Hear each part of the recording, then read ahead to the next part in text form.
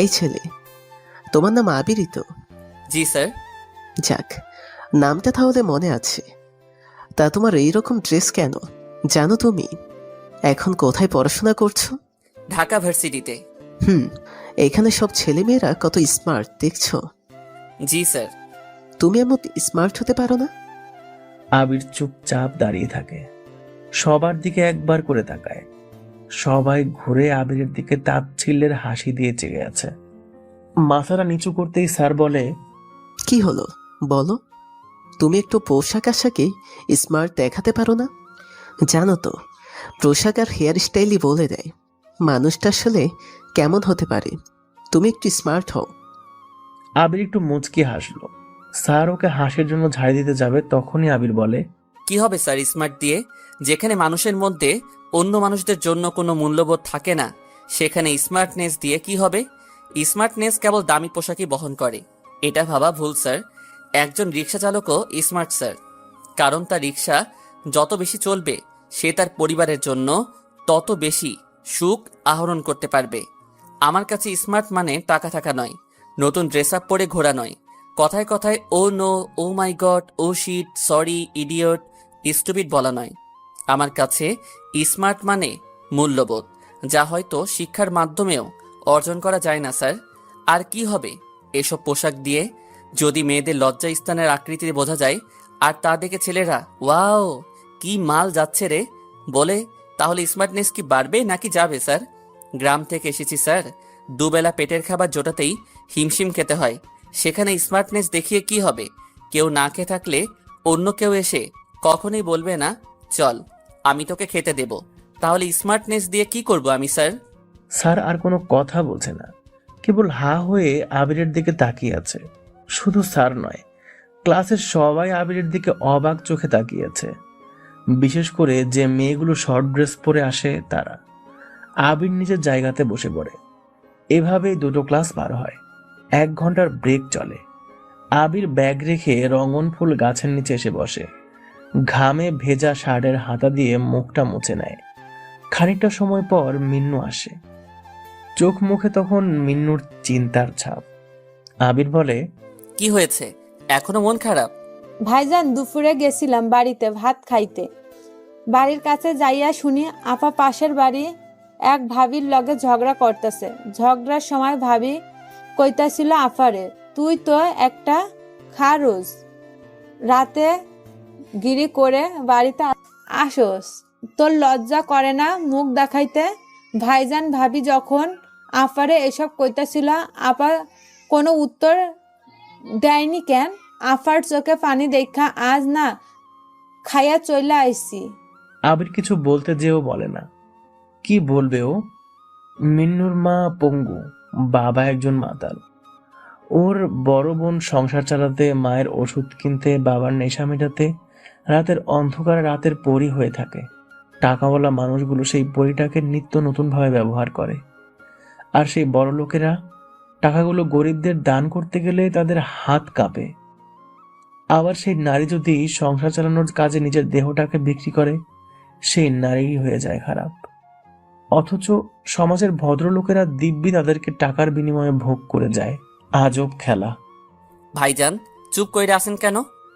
ভাবছি আজকে তোদের বাসায় যাব। যাবেন? আচ্ছা তাহলে যাই, বাড়িতে বইলে আসি। আমি এখন যাইব আর আইব, আপনি এইখানে থাকবেন। হুম। মিন্নু চলে যায়। এদিকে আবারও ক্লাস শুরু হওয়ার সময় চলে আসে। নিলয় ক্লাস শুরু হওয়ার 10 মিনিট আগেই ক্লাসে আসে। নিজের জায়গাটা যেয়েই বেশ অবাক হয়, কারণ সেখানে তার ব্যাগ নেই। আবির সব দিকে একবার চোখ বুলিয়ে নেয়, কোথাও আবিরের ব্যাগের চিহ্নও দেখা যাচ্ছে না। আবির আরো ভালো করে সব বেঞ্চে তাকায়, কিন্তু সেখানে আবিরের ব্যাগ নেই। শেষে আবির বেশ কাঁচুমাচু হয়ে সামনে বসা ছেলেগুলোর কাছে যায়। সোহেল, আরিফ, শাওন আরো অনেকেই বসে আছে সেখানে। আবির কাঁচুমাচু হয়ে সোহেলকে জিজ্ঞেস করে, ভাই আমার ব্যাগটা দেখেছেন? সবাই উচ্চ স্বরে হেসে ওঠে। আবির যে 1 নাম্বার খ্যাত তা আবিরের কথা শুনেই বুঝে গিয়েছে সবাই। ক্লাসমেটদেরও আপনি করে বলছে, তাও ভাই ডেকে। আরিফ আবিরের জামার কলার ধরে বলে, শালা, তোর ব্যাগ কোথায় আমরা কি জানি? তোর ব্যাগ কি আমরা দেখে বেড়াই? কোথায় ছেঁড়া ব্যাগ, কোথায় দামি ব্যাগ? যা ভাগ সামনে থেকে। ভাই, ব্যাগ দেখছেন? ঢং দেখলে মনে হয় শালা তোকে ঘুষিয়ে মেরে দিই। যা সর সামনে থেকে, আবাল কোথাকার। কাকে কি বলছিস? ওর তো কানও কাটা, দেখিস না ছ্যাঁচড়ার মতো আমাদের বাড়িতে পড়ে আছে। এর থেকে আমাদের বাড়ির কাজের ছেলেটাও স্মার্ট। যে কোনো মেয়ে হুট করে কাজের ছেলেটাকে প্রপোজ করতে পারে। হা হা। সবাই বেশ জোরে হাসতে থাকে। এভাবে সেম ইয়ারদের কাছে র্যাগিং হতে হবে বা টিজ হতে হবে আবির কল্পনাও করেনি। আবির আর দাঁড়ায় না, মন খারাপ করে ক্লাসের বাইরে চলে আসে। শাওন নামের ছেলেটা কিছু বলতে যেও চুপ থাকে। আবির বের হতেই সবাই জোরে জোরে হাসতে থাকে। আবির আর দাঁড়ায় না, সোজা ভার্সিটি থেকে চলে আসে। ক্লাস শেষ হওয়ার পর সবাই একসাথে বের হয়। তিন্নি, নাইমা, তিশা শাওনের সাথে বেশ খাতির জমিয়েছে। এদিকে নেহা আর ফারিয়া একসাথে বের হয়েই ফারিয়া বলে, কি করবি এখন? ব্যাগটা তো ফেরত দিতে চেয়েছিলাম, কিন্তু ছেলেটা তো ক্লাসেই আসেনি। চল বাদ দে, কাল আসলে দিয়ে দিব। হুম। সবাই যে যার মতো করে বাড়িতে চলে যায়। পরের দিন ঠিক সময় সবাই ভার্সিটিতে চলে আসে, কিন্তু আবিরকে কোথাও পাওয়া যায় না। আবির ভার্সিটিতে আসেনি। ওই ফারি, ছেলেটা তো আসলো না, কি করি ব্যাগ নিয়ে? আরে রেখে দে, আজ আসেনি কাল আসবে। ওর জায়গায় আমরা আগে থেকে ব্যাগটা রেখে দেব, তাহলে জানতেও পারবে না কে করেছিল এসব। আচ্ছা বেশ। ওরা কয়েকজন মিলে গল্প করছিল। মিন্নু বাদাম নিয়ে ওদের সামনে এসে দাঁড়ায়। মিন্নুকে নেহা দেখেই বলে, আজ বাদাম নেব না রে। আপা ভাইজান আহে নাই। কেন ভাইজান? ওই যে দাঁত গুনা হলুদ, গায়ে ময়লা জামা পইরা আসে, আবির নাম ভাইজানের, উনি আসে নাই। না কেন? এমনিতেই আইসা থাকেন। মিন্নুর মন খুবই খারাপ। কাল রাতে তার রেনু আপা বাসায় ফেরেনি। যখন সকালে মিন্নু বাদাম নিয়ে ভার্সিটিতে আসছিল, তখন দেখে তার আপা খোঁড়াতে খোঁড়াতে বাড়ির দিকে আসছে। আপার দিকে তাকিয়ে মিন্নু জিজ্ঞাসা করেছিল, কি হয়েছে আপা? ওর আপা কোনো উত্তর দেয় না। মিন্নু আর না দাঁড়িয়ে পেটের তাগিদে বাদাম নিয়ে চলে আসে।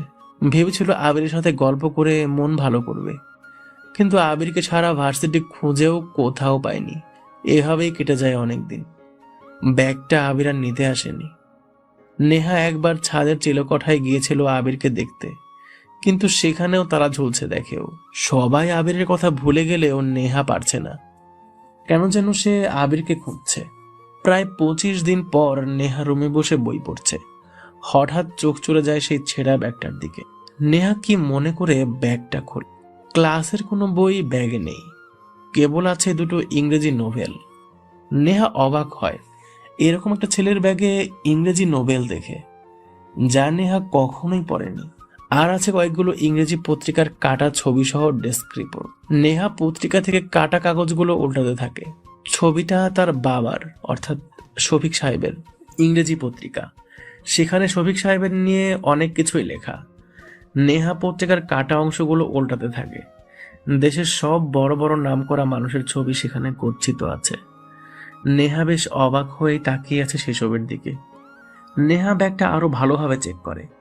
কয়েকটি ছবি দেখে সে। একজন বয়স্ক মহিলার ছবি, একটা ম্যাগাজিনের উপর বাঁধার ছবি, আর আরেকটা আছে 5 জন ছেলে দাঁড়িয়ে আছে, মুখে কালো মাস্ক, হাতে কালো কভার এবং পিস্তল নিয়ে। নেহা ছবিগুলো বেশ কিছু সময় পর দেখে আবার ঠিক মতো রেখে দেয়। কেবল একটা কথাই ভাবতে থাকে, এরকম একটা গেও মার্কা ছেলের ব্যাগে ইংরেজি নোভেল, আবার এত কিছু কেন রাখা? ক্যাম্পাসে বসে সবাই আড্ডা দিচ্ছে। শাওন নামের ছেলেটা সবার সাথে মিশলেও বড্ড চুপচাপ থাকে। অন্য একটি শহর থেকে সে পড়তে এসেছে এখানে। মামার বাসায় থেকে পড়াশোনা করে, সবাই তাই জানে। শাওন এখন সবারই বেশ পছন্দের, আর হবেই বা না কেন। ছেলেটা সব দিক থেকে পারফেক্ট। যে কোনো মেয়ে পটাতে একটা ছেলের বাহ্যিক ভিতরের সব দিক দিয়েই সে পারফেক্ট। আবার ভালো গিটারও বাজাতেও পারে, সেই সাথে গানও গাইতে পারে বেশ। এ কারণেই মেয়েদের প্রথম ও প্রধান ক্রাশ শাওন। সবাই কম বেশি শাওনকে পেতে ও সঙ্গ দিতেই ভালোবাসে। এ কারণেই শাওন এখন পুরো ভার্সিটির সবার পরিচিত। শাওন ক্যাম্পাসে বসে গিটার বাজিয়ে চলেছে, সেই সাথে গাইছে। হঠাৎ এসেছিলে চোখের আলোতে, হারিয়ে ফেলেছি এক ঝলকে, তবুও তুমি মিলে চোখের কোণে, আগলে রেখেছ বড় যতনে। সবাই যখন শাওনের বাজানো গিটারের তালে তালে গান শুনছে মুগ্ধ হয়ে, তখনই শাওন খেয়াল করে ক্যাম্পাসের গেট দিয়ে কালো প্যান্ট আর সাদা শার্টের একটা ছেলে ধীর পায়ে প্রবেশ করছে ভার্সিটিতে। শাওন ছেলেটাকে দেখে গান বন্ধ করে দেয়। সবাই শাওনের দিকে তাকাতেই দেখে শাওন গেটের দিকে তাকিয়েছে। সবাই শাওনের দৃষ্টি ফলো করে তাকায় সেদিকে। দেখে আজ বেশ কয়েক মাস পর আবির নামে সেই খ্যাতমার্কা গ্রাম্য ছেলেটা ভার্সিটিতে আসছে। সবাই অবাক হয়। সবার অবাক হওয়ার পেছনে দুটো কারণ। একটা হলো আবির আগের থেকে একটু পরিপাটি পোশাক পরে ভার্সিটিতে এসেছে, ময়লার কোনো চিহ্ন নেই। আরেকটি কারণ, আবিরকে দেখে শাওন সবকিছু থামিয়ে দিয়ে উঠে দাঁড়িয়েছে। কি ব্যাপার শাওন, তুমি ওই আবাল মার্কা ছেলেকে দেখে থেমে গেলে কেন? গিয়েছো ঠিক আছে, দাঁড়িয়ে পড়লে কেন? কি সমস্যা কি? ইয়ে না মানে, আচ্ছা বসছি। শাওন কথাটা বলেও না বসে দাঁড়িয়ে আছে। আবির ওদের খুব কাছে চলে আসে। নেহাও অনেক অবাক হয়, কারণ নেহা এ কয়েকদিন চিলেকোঠায় আবিরকে দেখেনি। আবির যখন ওদের সোজা আসে তখনই শাওন মাথাটা নিচু করে নেয়, যা সোহেল ফারিয়া খুব ভালোভাবেই খেয়াল করেছে। তাই সাথে সাথেই ফারিয়া বলে, ওই ছেলে দাঁড়া এখানে। আবির দাঁড়ায়, ঘুরে ওদের সবার দিকে তাকায়। শাওন দাঁড়িয়ে থাকায় ওর দিকে আগে চোখ চলে যায় আবিরের। শাওন একটু তাকাতেই চোখ নামিয়ে নেয়, একদম চুপসানো ভঙ্গিতে দাঁড়িয়ে থাকে, যা বসে থাকা সবার চোখ এড়ায় না। এরকম বাকওয়াস মার্কা একটা ছেলের সামনে শাওন একদম চুপ হয়ে যায়। ব্যাপারটা সবার কাছেই বেশ অবাককর মনে হয়। তাই ফারিয়া এসে আবিরের জামা টেনে ধরে বলে, ওই ছেলে, নিজের দিকে কখনো তাকিয়েছিস? ওই তোর বড় বোন লাগি আমি, শালা আমাকে তোর আপু আপু লাগে? শাওন, তুমি ওকে দেখে চুপ হয়ে গেলে কেন? ফারিয়ার কথা শুনে শাওন আবিরের দিকে তাকায়। আবির শাওনের দিকে তাকাতেই শাওন আবারও মাথা নিচু করে নেয়।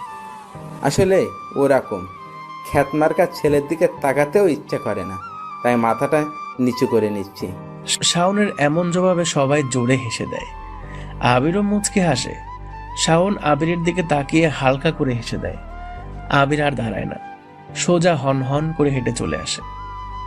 আবির সেই ফুল গাছটার কাছে আসতেই খেয়াল করে মিন্নু মন মরা হয়ে বসে আছে। বাদামের গামলাতে অনেক বাদামি পড়ে আছে।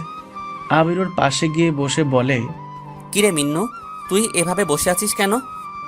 আবিরকে হুট করে এমনভাবে দেখবে মিন্নু ভাবেনি। আবির প্রায় 1.5 মাস পরে ভার্সিটিতে এসেছে। মিন্নু প্রায় ধরেই নিয়েছিল আবির আর কোনোদিন ভার্সিটিতে আসবে না। আবিরকে দেখা মাত্র মিন্নু হুড়মুড় করে কেঁদে ওঠে। আবির কিছুটা ভ্যাবাচাকা হয়ে তাকিয়ে বলে, কি হলো, তুই কাঁদছিস কেন? ভাইজান, আমার আপুরে না পুলিশ কাকুরা ধইরা নিয়ে গেছে। আবির কপাল কুঁচকে মিন্নুর দিকে তাকায়। মিন্নুর আপার কথা শুনতেই বুকটা ছ্যাঁত করে ওঠে। মিন্নু খুব করে কাঁদতে থাকে। আবির ওর মাথায় হাত দিয়ে বলে, কি হয়েছে? জানি না ভাইজান, আপার লগে একবার দেখা হয়েছিল, আমারে কিছু বলে নাই। তখন পুলিশদের কাছে আপা কাঁদতে কাঁদতে কইতাছিল, কি করেছি আমি, রাতে তো বাড়িতে ফিরছিলাম, আমাকে কেন ধরে এনেছেন? পুলিশেরা আপারে খুব গালি দিতেছিল, দেখা আমি চইল্লা আসি। 4 দিন হইল আপারে ধইরা নিয়া গেছে। আচ্ছা ঠিক আছে।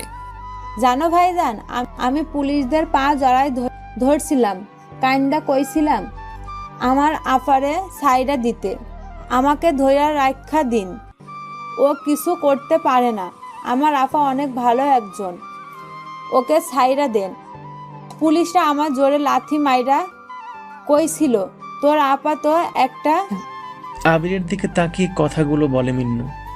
মিন্নু ছল ছল চোখে ঠিকই আবিরের মুখের রং পাল্টে যাওয়ার দৃশ্যটা লক্ষ্য করেছে। মিন্নু এমন রং পাল্টানোর মানেটা খুব ভালো করেই জানে। কেউ খুব রেগে গেলে মুখের এক্সপ্রেশন আর রক্তবর্ণ যে ভাব আসে তা মিন্নুরও অচেনা নয়।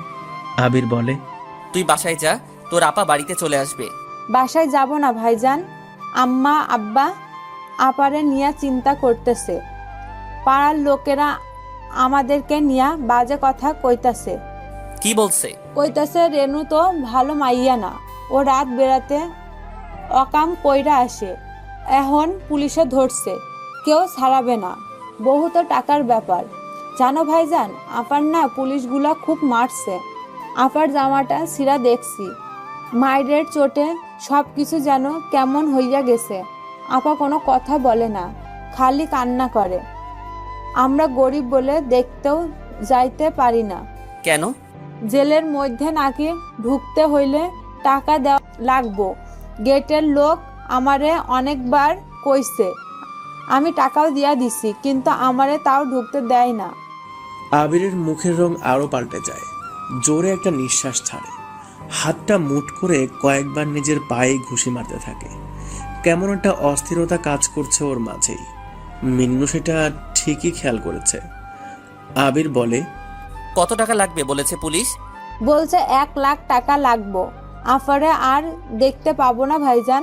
দূর, বললাম তো আজকে তোর আপা বাড়িতে ফিরবে, তবে দেখিয়ে দিবি আমাকে তোকে কোন পুলিশ লাথি মারছিল। আর কারাগারে কাউকে দেখতে গেলে টাকা দিতে হয় কে বলেছিল তাকেও দেখে দিবি। আর যে তোর আপাকে গালি দিয়েছিল তাকে দেখাতে পারবি তো? পারবো, খুব পারবো। মন চাইতেছিল হারামি গুলাকে ঘুষি মাইরা আফারে ওখান থেকে ছাইরা নিয়ে আসি। ঘুষি মারলে কি কেউ বড় রকমের আহত হয় মিন্নু? জানি না, তবে কেন ছাড়াবে আমার আপারে? কেন আমি? আপনার টাকা কই পাইবেন? আপনি নিজেই তো জামা কিনতে পারেন না, ময়লা জামা পইরা আসেন।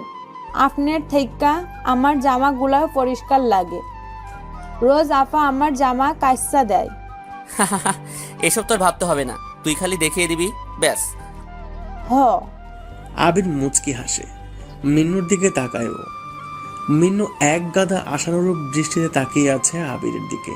আবির আর দাঁড়ায় না, মিন্নুর হাত ধরে গাছের নিচ থেকে টেনে নিয়ে আসতে থাকে। নেহাদের কাছে আসতেই নেহা বলে ওঠে, ওই ছেলে এখানেই দাঁড়া। মিন্নুকে নিয়ে কোথায় যাচ্ছিস?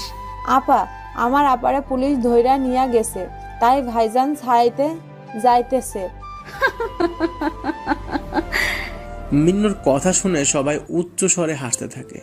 কেবল শাওন মুখটা গম্ভীর করে সবার দিকে তাকিয়ে আছে। আবির মিন্নুর হাত ধরে টান দিতে যাবে, তখনই নেহা বলে, এই যে নে তোর ব্যাগ। কি নোংরা! ব্যাগটাকে একটু পরিষ্কার করা যায় না? নিজে তো নোংরা, তার জিনিসপত্রগুলোও একই রকম। আর হ্যাঁ রে মিন্নু, তোর আপাকে কেন পুলিশ ধরে নিয়ে গেছে? নিশ্চয়ই এর মধ্যেই কিছু একটা আছে। জানি না আফা, তাই আফারে রাইতে পুলিশরা ধরছিল বাড়িতে আসার পথে। আচ্ছা বুঝলাম, নিশ্চয় তোর আপা কোনো সন্ত্রাসী বা নেশাজাত দ্রব্য বিক্রয় করে কিংবা অবৈধ খারাপ কাজ করে। মানে রাতের বেলা একটা মেয়ে। কখনো কারো ব্যাপারে সবকিছু সঠিকভাবে না জেনে নিজ সম্মুখে না দেখে কিছুই বলা ঠিক না। হতে পারে আপনার সাথে কোনো একদিন এমনটা হলো, তাহলে কি তখন আমরা বলতে পারি না আপনি একজন দেহ? আবির কথাটা শেষ করতে পারেনি। ফারিয়া সাথে সাথেই এসে আবিরের গালে কষে একটা চর বসিয়ে দেয়। সোহেল আরিফ এসে আবিরের জামার কলার ধরে দু একটা চর ঘুষিয়েও বসিয়ে দেয়। আবির মুচকি হাসে। ফারিয়া আবিরের দিকে একবার তাকিয়ে সামনের দিকে ফিরে বলে, কি ব্যাপার, সবাই আমাকে বাজে কথা বলায় রিয়েক্ট করলো, আর তুমি বসে আছো? মানে কিছু বুঝি না শাওন। তুমি এখন ওকে চর মারবে এখনই? শয়তান ছেলেটা ভাবে কি? শাওন চুপসে যায়। কিছু বলতে যেও বলতে পারে না। ফারিয়া বেশ জোর করতে থাকে। শেষমেশ বসা থেকে উঠে দাঁড়িয়ে আবিরের জামার কলার ধরতে যায়। সবাই স্পষ্ট তাকিয়ে দেখে শাওনের হাত কাঁপছে। ফর্সা মুখটা কেমন যেন লাল হয়ে গেছে। কারো জামার কলার ধরতে এত ভয় কেউ পায় এর আগে কোনো দিন দেখেনি। কিন্তু সেদিনও ঠিক সবাই দেখেছিল ফারিয়া, নেহা, নাইমাকে রাস্তায় কিছু ছেলে টিজ করেছিল বলে শাওন তাদেরকে খুব মেরেছিল। সবাই শাওনের এমন রূপ দেখে বাহ বাহ দিচ্ছিল। কিন্তু আজ হঠাৎ করে যেন শাওন ভিজে বেড়াল হয়ে গেছে। শাওন কিছু করতে যাবে, তখনই নেহা বলে, শাওন থামো, ছাড়ো ওকে।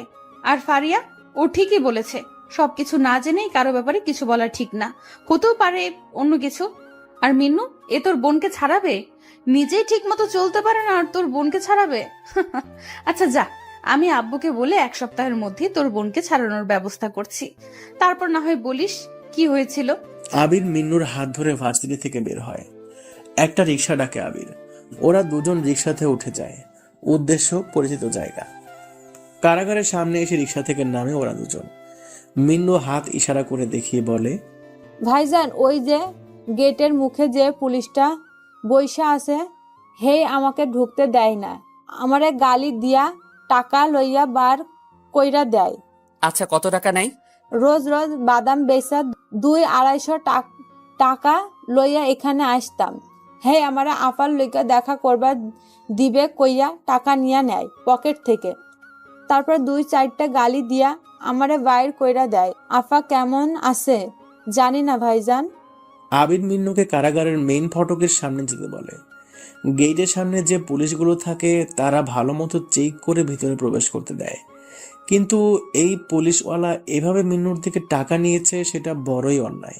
মিন্নুকে দেখেই পুলিশ নাসির মোল্লা বলে ওঠে, কিরে হারামি, আবার এসেছিস?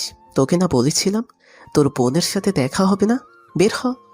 মিন্নু একটু পেছনে ঘুরে আবিরের দিকে তাকায়। আবির মিন্নুকে ইশারা করে টাকার কথা বলে। মিন্নু পকেটের থেকে টাকা বের করে নাসির মোল্লার পা জড়িয়ে ধরে।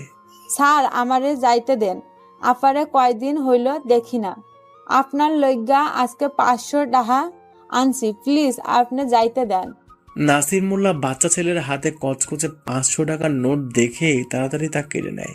তারপর মিন্নুকে পা ছাড়তে বলে একটা চর কষিয়ে দিয়ে বলে, হারামজাদা, টাকা কোত্থেকে চুরি করেছিস বল। টাকা চুরি করি নাই তো স্যার, আমি আপারে দেখবো বইলা বাদাম বিক্রি কইরা আনছি। চুপ বেটা, তোর কথা আসতে হয় না? ঝটফট কেটে পড়, নাহলে তোরে কিন্তু জেলে ঢোকায় দিব। কখন মা বাবার মুখও টের পাবি না। শালা ভাগ। মিন্নুর গালে একটা চর বসিয়ে দেয় নাসির মোল্লা। তারপর কিছু সময় গালাগালি করতে থাকে। আবির কিছুটা দূরে দাঁড়িয়ে সবকিছু দেখতে থাকে। আবির ধীর পায়ে ওদের দিকে এগিয়ে আসে।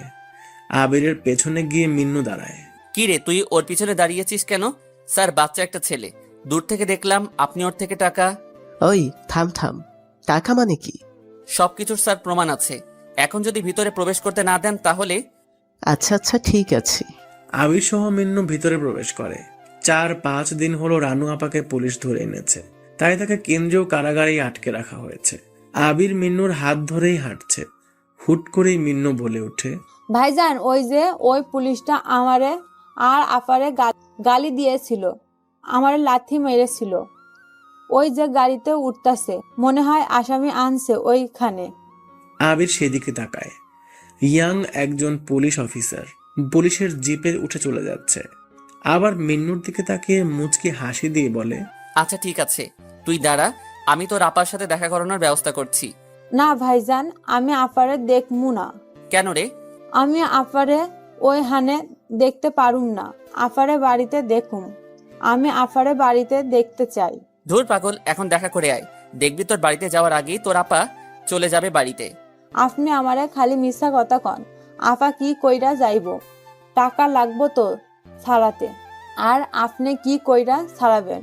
আপনি নিজেই তো ঠিক মতো চলতে পারেন না। আমি দেখা করুম না, চলো। বেশি কথা বলিস কেন? দাঁড়া, আমি সব তোর দেখার ব্যবস্থা করে আসি। আবির কারাগারের ভিতরে গাছের নিচে বসে আছে। মিন্নু বোকার মতো কেবল আবিরের দিকেই তাকিয়ে আছে। আবির ব্যবস্থা করার কথা বলেই এখানে এসে বসে আছে দেখে মিন্নু চুপ হয়ে গেছে। আবির পকেট থেকে ফোন বের করে কাকে যেন ফোন করে, ইংলিশে কার সাথে যেন কি কথা বলে। মিন্নু তা দেখে হা হয়ে তাকিয়ে থাকে। কথা বলা শেষ হলে আবির বলে, এখানে বসে থাক, পুলিশেরাই তোকে তোর আপার সাথে দেখা করাবে। আচ্ছা। ঠিক তাই হলো। কয়েক মিনিট পর দুজন পুলিশ ওদের দুজনের সামনে এসে দাঁড়ায়। মিন্নুকে? এই যে স্যার আমি। তুমি মিন্নু? তোমাকে দেখে মিন্নু মনে হচ্ছে না। কেন স্যার? তোমার মতো সাধারণ একটা ছেলের জন্য উপর থেকে ফোন আসাটা অস্বাভাবিক লাগছে।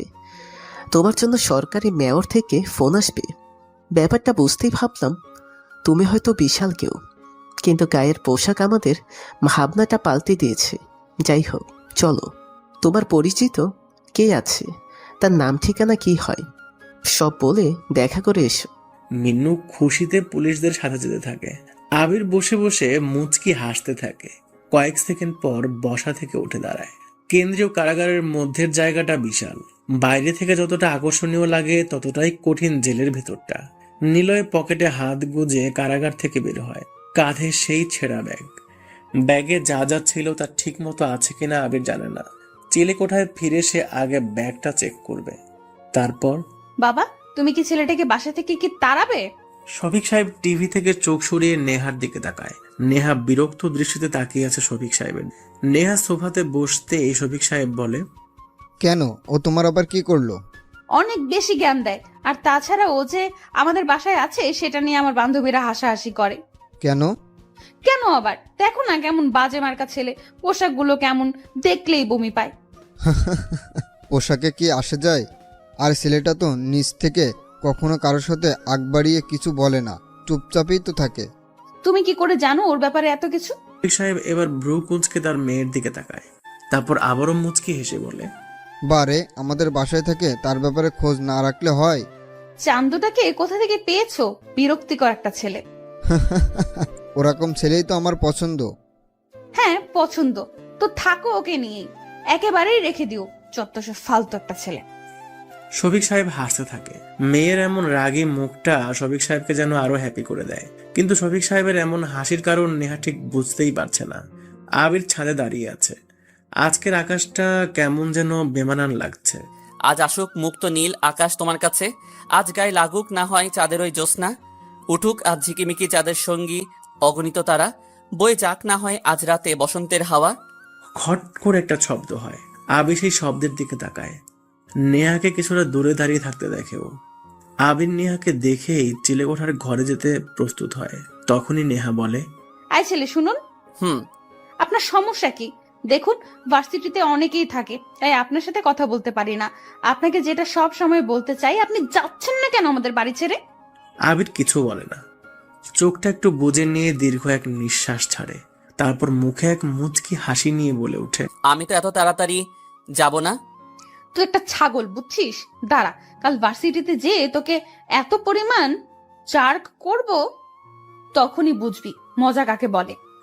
নেহা কথাগুলো বলেই হন হন করে চলে গেল। আবির রাতের আকাশের দিকে তাকায়। কেমন যেন মোহনীয় লাগছে আকাশটা আজ।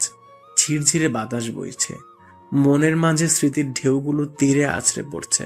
আবির কিছু দূষিত স্মৃতিগুলো মনে করে হেসে ওঠে। আবির পকেটে হাত গুজে ভার্সিটিতে প্রবেশ করে। গেট থেকে কয়েক পা এগোতেই কোথা থেকে পরপর কয়েকটি ডিম এসে তার সারা গায়ে পড়তে থাকে। আবির বোকার মতো দাঁড়িয়ে আশেপাশে দেখতে থাকে। চোখ আটকে যায় কিছুটা দূরে কয়েকজন ছেলে মেয়ে দাঁড়িয়ে উচ্চস্বরে হাসছে সেদিকে। আবির সবাইকে খুব ভালো করে চেনে, তবে একটা ছেলেকে সে এর আগে কোনোদিন দেখেনি। বলিষ্ঠ দেহ, চুলগুলো ঠিক মতো করে ছাঁটা। সবার আগে ছেলেটি দাঁড়িয়ে আছে। তার পেছনে দাঁড়িয়ে আছে সোহেল, আরিফ, নাইমা, ফারিয়া, তিন্নি, তিশা, নেহা আর শাওন। আর ওরা সবাই আবিরের গায়ে ডিম ছুঁড়ে মারছে। আবির কোনো রকমে নিজেকে সামলে এগিয়ে যেতে থাকে। ওদের কাছে আসতেই নেহা ডাক দেয়, ওই চান্দু, এদিকে আয়। আবির সেদিকে একবার তাকিয়ে সোজা চলে যেতে থাকে। আবিরের এমন আচরণে সবাই অবাক হয়, যার ফলে দৌড়ে সবাই আবিরের সামনে গিয়ে দাঁড়ায়। নতুন ছেলেটা আবিরের কলার চেপে ধরে বলে, তোকে না ডেকেছি আমরা, চলে যাচ্ছিস কেন? আরে শিহাব, বুঝলি না, ছেলের ভাব হয়েছে। কি করবি? ওই ইয়ে কিরে, হারামি মারচিনোস? আরে ইয়ে বুঝিস না, মেয়েরা ছোট ছোট ভিতরে যা যা পরে সেসব। শয়তান, তোর মায়ের হবে সব, তুই জানিস কি করে? শালা, তোকেও এটার সাথে ওগুলো পরিয়ে দেব। সবাই হাসতে থাকে। নেহা আর শাওন দুজনে দাঁড়িয়ে আছে।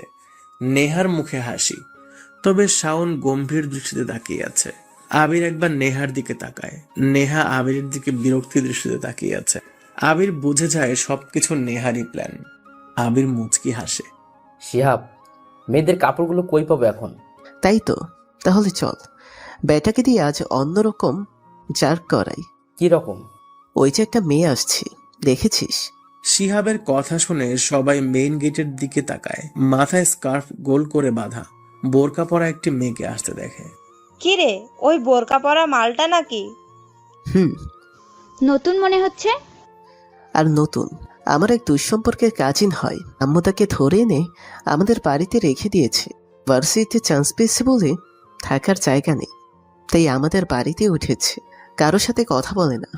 মেয়েটা দেখতে মোটামুটি লেভেলের সুন্দরী, কিন্তু পুরাই একটা ক্ষেতের গোডাউন। ওর জন্যই ওই কয়দিন ভার্সিটিতে আসতে পারেনি। সারাক্ষণ বই নিয়ে পড়ে থাকে। জামা কাপড়গুলো গ্রাম্য গ্রাম্য টাইপ, কথাবার্তা, ড্রেস আপ সবকিছু দিয়ে একদম নিখুঁত গ্রাম থেকে উঠে এসেছে, তা বেশ বোঝাই যায়। অসহ্য একটা মেয়ে। কি বলিস? আমাদের আবির সাহেবও তো গ্রাম থেকে উঠে এসেছে। কারণই তো প্ল্যান করছি। তোরা মানে মেয়েরা, ওই মেয়েটা দূর, ওর নাম বলতে তো ভুলে গেছি, নিশি ওর নাম। ওই মেয়েটা নিশিকে ঘাড় করে আবিরের কাছে পাঠাবি, আর আমরা ছেলেরা এই বলদটাকে জার দিয়ে নিশির কাছে পাঠাবো। বাকিটা পরে দেখা যাবে। সবার মুখে হাস্যোজ্জ্বল প্রতিচ্ছবি ফুটে উঠেছে। আবির একবার বোরখা পরা মেয়েটার দিকে তাকায়, আর একবার সবার দিকে তাকায়। কি করবে ঠিক বুঝে উঠতে পারছে না। মেয়েগুলো দৌড়ে নিশিকে থামায়। এদিকে শিহাব আবিরকে মেয়েটার কাছে যেতে বলে, কিন্তু আবির তা করে না। শিহাব আবিরের গালে একটা কোষের চর বসিয়ে দিতেই শাওন এসে বলে, ব্রো বাদ দাও, রাগ করে কি হবে, বরং ওরা তাদের মতো করেই থাকুক। শাওনের কথা শুনে সবাই একটু অবাক হয়, তবে এই অবাকের মূল কারণ কেউ বুঝতে পারে না। শিহাব আবিরকে জোরে ধাক্কা দেয়, ঠায় দাঁড়িয়ে থাকে সেখানে। ওদিকে নিশির সামনে ফারিয়া, তিশা, নাইমা দাঁড়িয়ে আছে। ওদেরকে দেখে এই নিশি পাশ কাটিয়ে চলে আসতে যাবে, তখনই ফারিয়া বলে, ওই সেমরি দাঁড়া। জি আপু। ভার্সিটিতে বোরখা পরে আসছিস কেন? এটা কি হাই স্কুল পাইছিস? কেন বোরখা পরা যাবে না? না, যাবে না। এখানে বোরকা পরলে ভার্সিটির কোয়ালিটি হারাবে। কেন? কোয়ালিটি তো পড়াশোনার মধ্যে থাকে। তুই এত কথা বলছিস কেন? মেরে না তোর? থাক আর বললাম না। শোন, ওই যে একটা খ্যাত ছেলেকে দেখছিস গায়ে ডিম মেখে দাঁড়িয়ে আছে, সোজা ওই ব্যাটাকে যে জড়িয়ে ধরবি। নিশি বোকার মতো দাঁড়িয়ে থাকে। দূরে দাঁড়িয়ে থাকা ছেলেটার দিকে একবার তাকায়। মুখটা ঠিক ভালোভাবে যেন দেখতে পারছে না, তবুও তাকে কেমন যেন চেনা চেনা মনে হতে থাকে নিশির। কোথায় যেন সে দেখেছে, অথচ মনে করতে পারছে না। কোনো ম্যাগাজিন নাকি বইয়ের পাতায়, নাকি খবরের কাগজে, হতে পারে টিভিতে, নাকি ল্যাম্পপোস্টের আলোতে। নিশি মনে মনে কয়েকবার কথাগুলো বলে ফেলল। গভীর চিন্তাতে সে সামনে দাঁড়িয়ে থাকা ছেলেটাকে নিয়ে ভাবতে ব্যস্ত হয়ে পড়ে। হঠাৎ মনে পড়ে যায় নিশির আবির নামের ছেলেটা এক পাশ ঘুরে দাঁড়িয়ে আছে, যার কারণে তাকে রকস্টার বয়েজ গ্যাং এর লিডারের মতোই লাগছে। যার নিশি কোনো একটা নিউজ চ্যানেলে আর ম্যাগাজিনের প্রথম পাতায় ছবিটা দেখেছিল। ছবিটা এমন ছিল যে কয়েকজন ছেলে দাঁড়িয়ে আছে সামনে হয়ে, মাথায় বড় হ্যাট পরা, আর তাদের সামনে দাঁড়িয়ে আছে একটা কালো কোট, মাথায় হ্যাট আর মুখে সিগারেট নিয়ে। নিশি বেশ নিখুঁতভাবে ছবিটা দেখে রোজ। সেই গ্যাংয়ের লিডারের নাম নিলয়, যা নিশি ম্যাগাজিনে পড়েছিল। নিলয়ের দাঁড়ানোর স্টাইল আর এই আবিরের নামের সহজ সরল ছেলেটার দাঁড়ানোর স্টাইল একদমই মিলে যাচ্ছে। এরকমটা নিশির কখনোই হয়নি। অনেক ছেলেকে তো দেখে, অনেক ছেলেই তার চোখে পড়ে, কিন্তু আবিরের মতো করে কেউ ওর চোখে পড়েনি। কি হলো, দাঁড়িয়ে আছিস কেন? আমি কেন এসব করব? নিশি কথাটা বলার সাথে সাথেই তিশা এসে নিশির গালে কোষে চর বসিয়ে দেয়। নিশি বোকা দৃষ্টিতে তাকিয়ে থাকে ওর দিকে, শান্ত ভঙ্গিতে তাকায়। সেই তাকানোর মাঝে লুকিয়ে থাকে অনেক কিছুই, কিন্তু কেউ তা বুঝতে পারে না। নিশি মুচকি হাসে। তুই চিনিস আমাদের ভার্সিটিতে আমরাই সব, আমাদের পাওয়ার আছে, টাকা আছে, তোকে ভার্সিটিতে আসাই বন্ধ করে দিতে পারি। সো যেটা বলবো তা যদি না করিস তবে তোর অনেক ক্ষতি হবে, বুঝেছিস? শালা কেউ মার্কে খ্যাত মেয়ে, যা ভাগ। আবির আর নিশি এগিয়ে আসতে থাকে, খুব কাছে চলে আসে ওরা। আবিরের হাঁটার সাথে নিলয়ের মিল পাচ্ছে না নিশি, তবে দাঁড়ানোর স্টাইলটা ঠিক নিলয়ের মতো সেম টু সেম। নিশি এসব ভাবতে ভাবতেই এগিয়ে যায়। খুব কাছে আসতেই সবাই দেখে বড় কালো রঙের দুটো গাড়ি ভার্সিটিতে প্রবেশ করেছে। ওরা থেমে গিয়ে সেদিকে তাকায়। গাড়িটা আবিরের সামনে এসে থামে। গাড়িটা দেখে নেহা অবাক হয়, কারণ এটা শফিক সাহেব মানে নেহার বাবার গাড়ি। কিন্তু ওনাকে এ সময় ভার্সিটিতে দেখিয়ে নেহা যতটা না অবাক হয়েছে, এর থেকে বেশি অবাক হয়েছে গাড়িটা নেহার সামনে না এসে আবিরের সামনে গিয়ে থামে এজন্যে। আর আরো অবাক করার বিষয় ঘটে, শফিক সাহেব হাত বাড়িয়ে আবিরকে গাড়িতে তুলে নিয়ে চলে যায়। নেহারা সবাই অবাক চোখেই তাকিয়ে আছে। এদিকে নিশিও কিছুক্ষণ সেদিকে তাকিয়ে নিজের গন্তব্যে চলে আসে। নেহা, এটা কি হলো? কি হলো আবার? ওই খ্যাতটাকে তোর বাবা নিজেই এত খাতির কেন করে? তোর বাবা তো তোর সাথে দেখা না করেই আবিরকে নিয়ে চলে গেল। ব্যাপারটা কিন্তু জটিল নেহা। সবাই বেশ কিছু সময় ধরে আবির আর শফিক সাহেবের সম্পর্ক নিয়ে গবেষণা চালায়। কিন্তু সঠিক তথ্য কেউ পায় না, তাই সবাই নিজের ক্লাসের দিকে চলে আসে। আপনাকে মানা করেছিলাম আমার ভার্সিটি বা পাবলিক প্লেসে আমার সাথে কোনো প্রকার কথা না বলতে।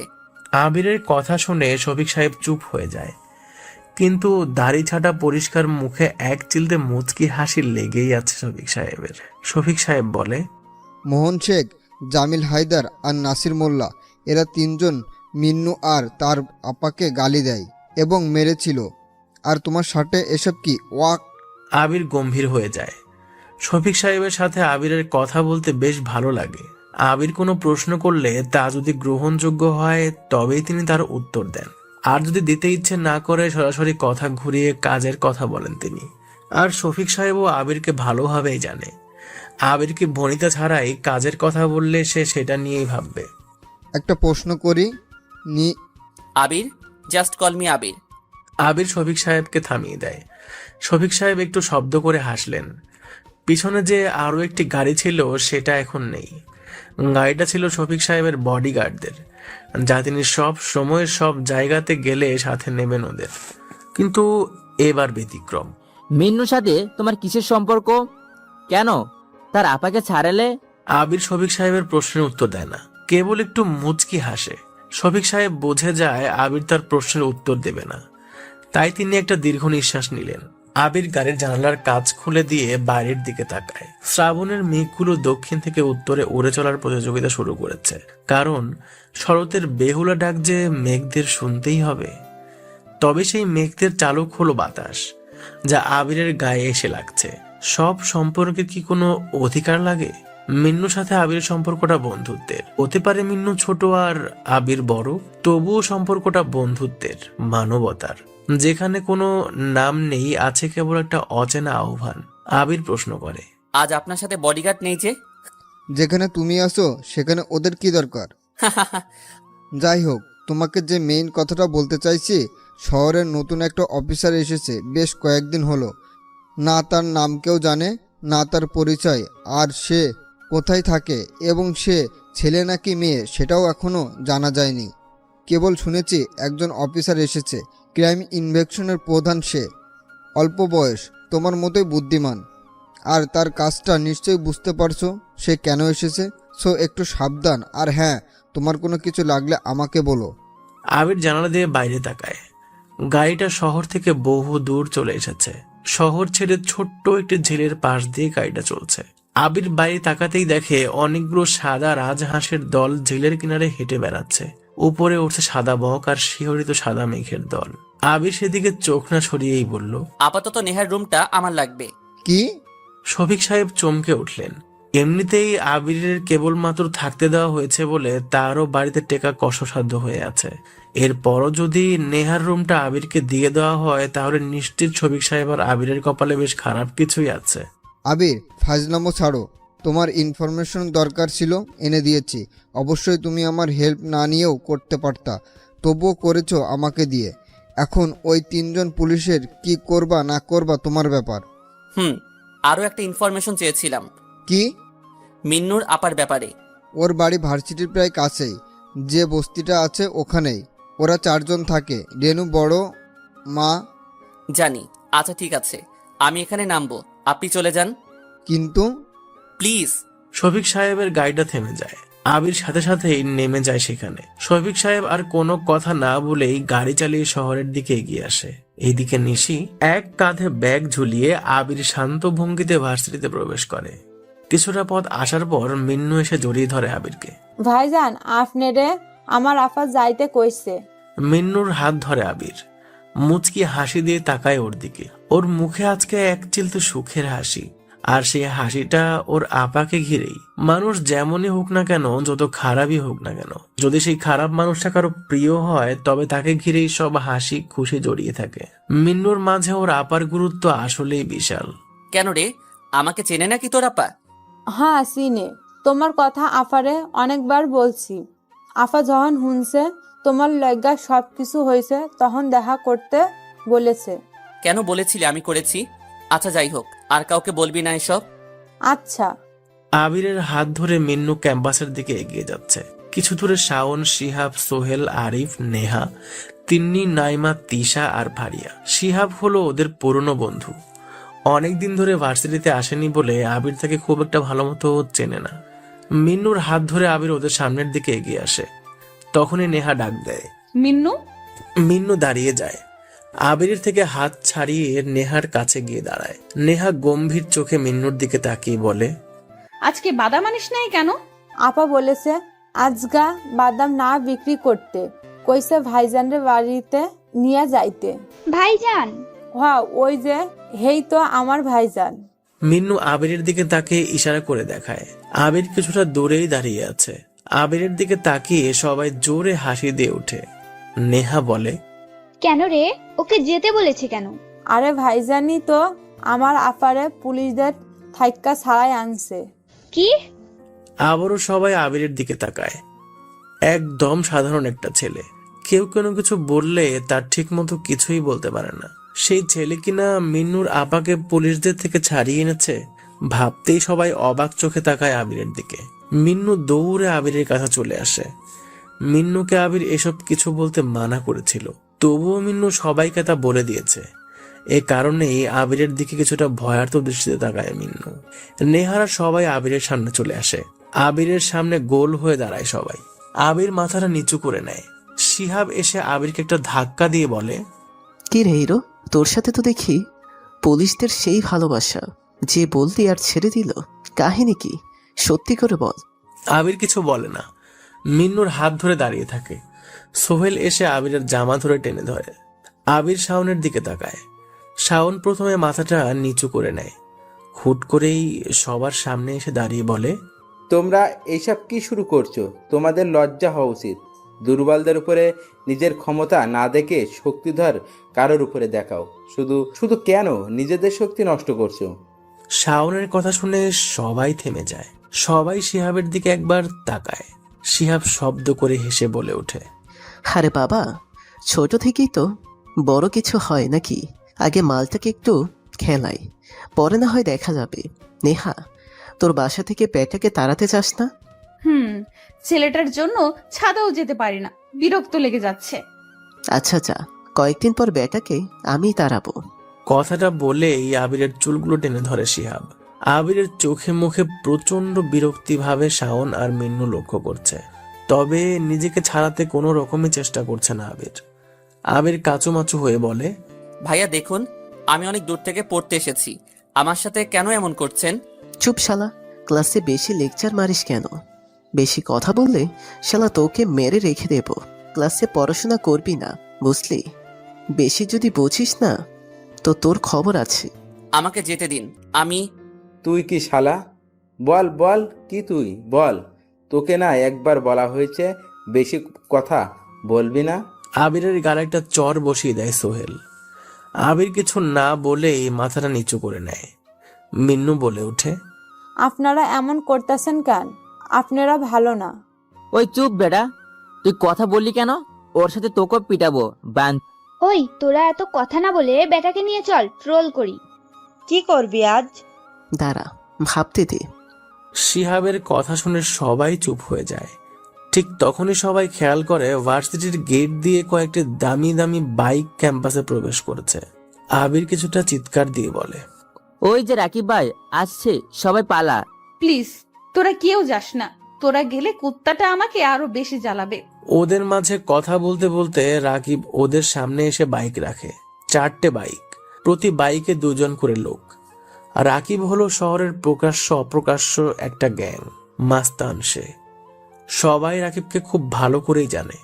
রাকিব এ শহরের টপ মাস্তান। বলা যায় ঢাকা শহরটা রাকিবের এক প্রকার হাতের মুঠোর মতোই। রাকিব মাস্তানির পাশাপাশি ছাত্র নেতাও।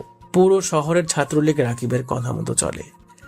নিজের ক্ষমতা বলে সবকিছু সে নিজের মতোই করে নিয়েছে।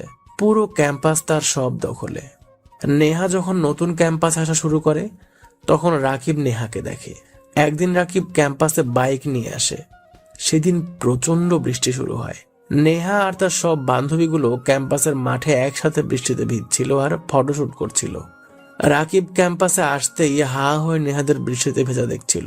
অবশ্য রাকিবেরও বা দোষ কোথায়? ঝুম বৃষ্টি, ভার্সিটিতে ক্লাস নেই, কয়েকজন টপ লেভেলের সুন্দরী মেয়েরা সেই বৃষ্টির পানিতে ভিজবে আর তাকেও দেখবে না, সেটা কখনো হয়? আর রাকিবের জন্য তো সবকিছুই উন্মুক্ত, কারণ সে চাইলে অনেক কিছুই করতে পারে। নেহারা যখন নিজেদের মতো ভিজছিল তখনই ফারিয়া এসে বলে, দেখ ওই ছেলেটা কেমন বাজে দৃষ্টিতে আমাদের দেখছে। ফারিয়ার কথা শুনে নেহা রাকিবকে ডাক দেয়। রাকিবও বাধ্য ছেলের মতো ওদের সামনে যায়। তখনই নেহা রাকিবের গালে একটা চর কষে মারে আর বলতে থাকে, শয়তান ছেলে, কখনো কি মেয়ে দেখিস নাই? এভাবে হা করে তাকাচ্ছিস যেন মনে হচ্ছে কখনো দেখিস নাই। শালা, সুন্দর ফুল ফুটে থাকলে তো যে কেউ দেখবেই, এটা বলার কি আছে? আর চটটা দারুণ ছিল, সুদ সমেত ফেরত দেব। এরপর থেকে রাকিব নেহার পেছনে পড়ে আছে। যখনই সুযোগ পায় তখনই নেহাকে জানাতে থাকে। নেহা তার বাবাকেও বলেছে, কিন্তু তেমন ভালো কিছুই হয়নি। নেহা, কেমন আছো? তোমাকে যে ভালোবাসি বলেছিলাম তার কি ভাবলে? কেউ কোনো কথা বলে না। শিহাব, সোহেল আর আরিফ নেহাদের থেকে অনেকখানি পিছনে গিয়ে দাঁড়ায়। নেহা উদাস দৃষ্টিতে পেছন থেকে তাকিয়ে সাপোর্ট অনুভব করতে থাকে, কিন্তু কাউকেই তেমন খুঁজে পায় না ও। তোমাকে দেখতে আসছি, আগের থেকে অনেক বেশি সুন্দর হয়ে গেছো। চলো। কোথায় কোথায় যাবে ও? পাশর করতে। আর একা থাকতে ভালো লাগছে না। আর জানি আমি ভালোবেসে বুঝিয়ে তুমি আমার হবে না, তাই জোর করেই পেতে হবে। নেহার চোখে মুখে ভয়ের ছাপ স্পষ্ট। মনে মনে নেহা চাচ্ছে কেউ যেন এসে তাকে সর্বদা দিয়ে এই মাস্তান রাকিবের হাত থেকে বাঁচিয়ে নিক, কিন্তু কারো সাহস এমন নেই যে রাকিবের সামনে তো দূরে থাক, দূরে বসেও কিছু করতে পারবে না। ওই নেহাকে বাইকে তোল। রাকিবের কথা শুনে কোনো একজন নেহার দিকে এগিয়ে আসতে থাকে। তখনই শাওন এসে সামনে দাঁড়ায়। রাকিব কিছুটা অবাক হয়ে তাকায় শাওনের দিকে, আর নেহারা তাকায় খুশির দৃষ্টিতে। এমনটাই ঠিক চেয়েছিল। ভাই, কি দরকার মেয়েদের এমনভাবে চাওয়ার? যদি না সে আপনাকে চায়, বরং তাকে তার মতো করে থাকতে দিন। রাকিব চুইংগাম চিবানো বন্ধ করে দেয়। শাওনের দিকে কিছুটা গম্ভীর আর বিরক্ত দৃষ্টিতে তাকায় রাকিব, যেন শাওনের এমন কথাতে রাকিব প্রচন্ড বিরক্ত। ওই পলাশ, ছেলেটাকে এদিকে নিয়ে আয়। রাকিবের অর্ডার শুনে শাওনকে ধরে রাকিবের সামনে নিয়ে আসে পলাশ। রাকিব পা থেকে মাথা অবধি ভালো মতো তাকায়, কারণ এই প্রথম কেউ রাকিবের কোনো কাজে বাধা দিয়েছে। বিষয়টা রাকিবের কাছে বেশ উপভোগ্য। নাম কি তোর? শাওন। নামটা তো বেশ কোনিয়ার। কেন? ওই হালার পুত, প্রশ্ন করিস কেন? আহ পলাশ, তো শাওন, আগামী ভোটের সময় তুমি আমার সাথে থাকবে। যাও, এখন ক্লাসে যাও, তোমার ভাবির সাথে কথা বলছি। মানে আমি আপনার কথা শুনবো কেন? আর কে আপনি যে আপনার কথা শুনতে হবে? শাওনের কথা শুনে বাইকে বসে থাকা সবাই জোরে হেসে দেয়। পিছনে থাকা সোহেল, শিহাব আর আরিফ বিড়বিড় করে বলে, ব্যাটা নিশ্চিত এইবার গেল। রাকিব বাইক থেকে নেমে শাওনের কাঁধে হাত রাখে। শাওন সাথে সাথে রাকিবের হাত ঝটকা দিয়ে সরিয়ে দেয়। সবাই ভ্রু কুঁচকে শাওনের দিকে তাকিয়ে থাকে। শাওন বলে, দেখুন, সহজভাবে বলছি আপনাকে, যা করতে যাচ্ছেন তা ঠিক নয়। আপনি। আর কিছু বলার সুযোগ হয়নি। রাকিব কোষে একটা চর বসিয়ে দেয় গালে। কোমর থেকে পিস্তল বের করে শাওনের মাথায় ধরতে যাবে, তখনই কেউ একজন এসে রাকিবের গালে একটা চর বসিয়ে দেয়। পুরো ক্যাম্পাস একদম থমথমে হয়ে যায়।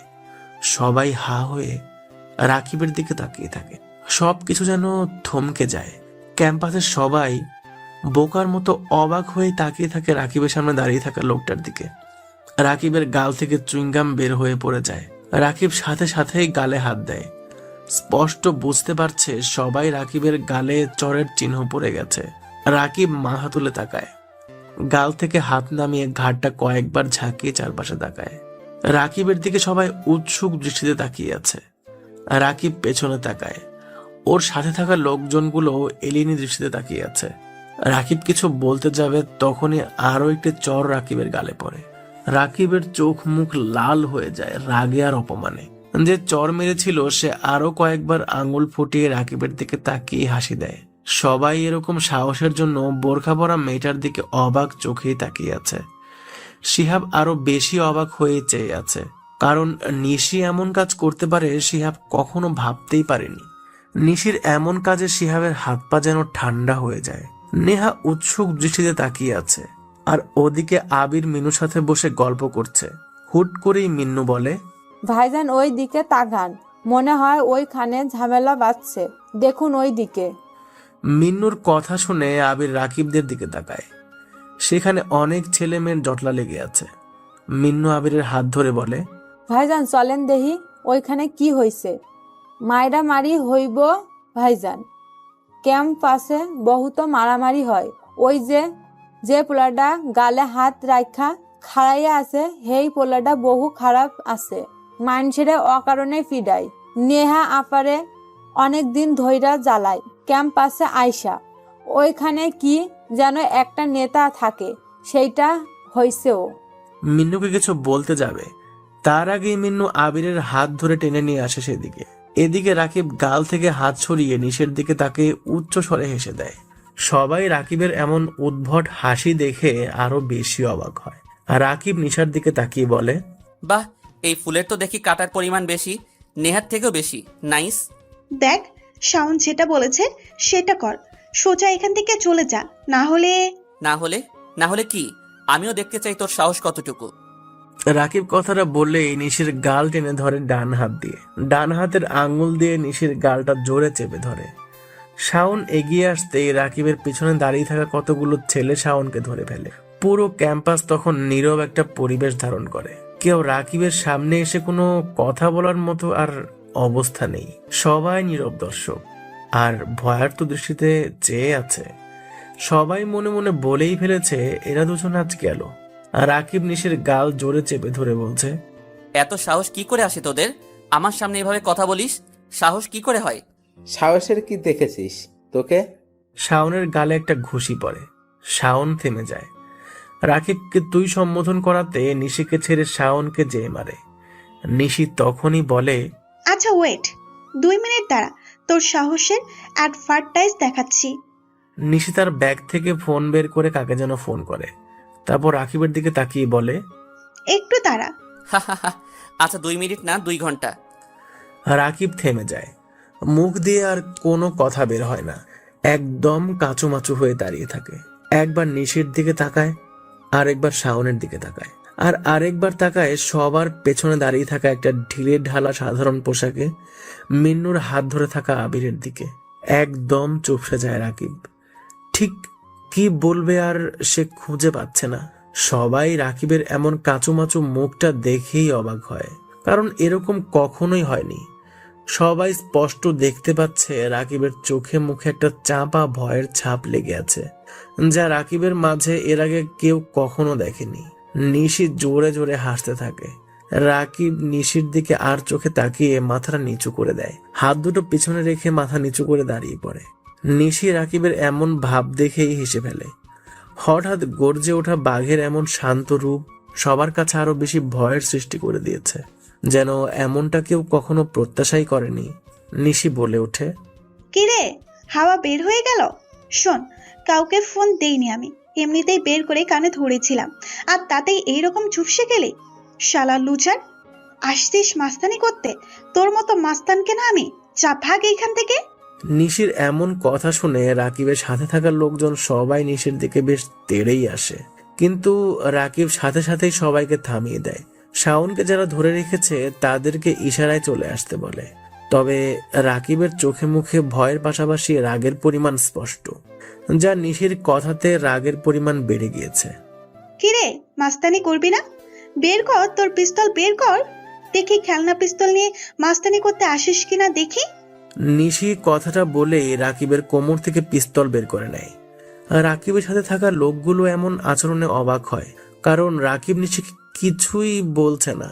ওর সাথে থাকা লোকগুলো অবাক চোখে দেখছে রাকিবকে, আর নিশির দিকে দেখছে ক্যাম্পাসের সব ছেলে মেয়ে। নে ধর, এসব পিস্তল তোর কাছেই রাখ, আর সোজা চলে যা। ক্যাম্পাসে যেন তোকে আর কোনো মেয়ের সাথে বেয়াদবি করতে না দেখি। আর শোন, আমাকে দেখে এত ভয় পাওয়ার কিছুই নেই, পাতে মাস্তান একটা। রাকিব নিশির কাছে চলে আসে। তারপর খুব আস্তে করে নিশিকে বলে, যেখানে কিং অব দ্য রকস্টার থাকে সেখানে আমার কি কাজ?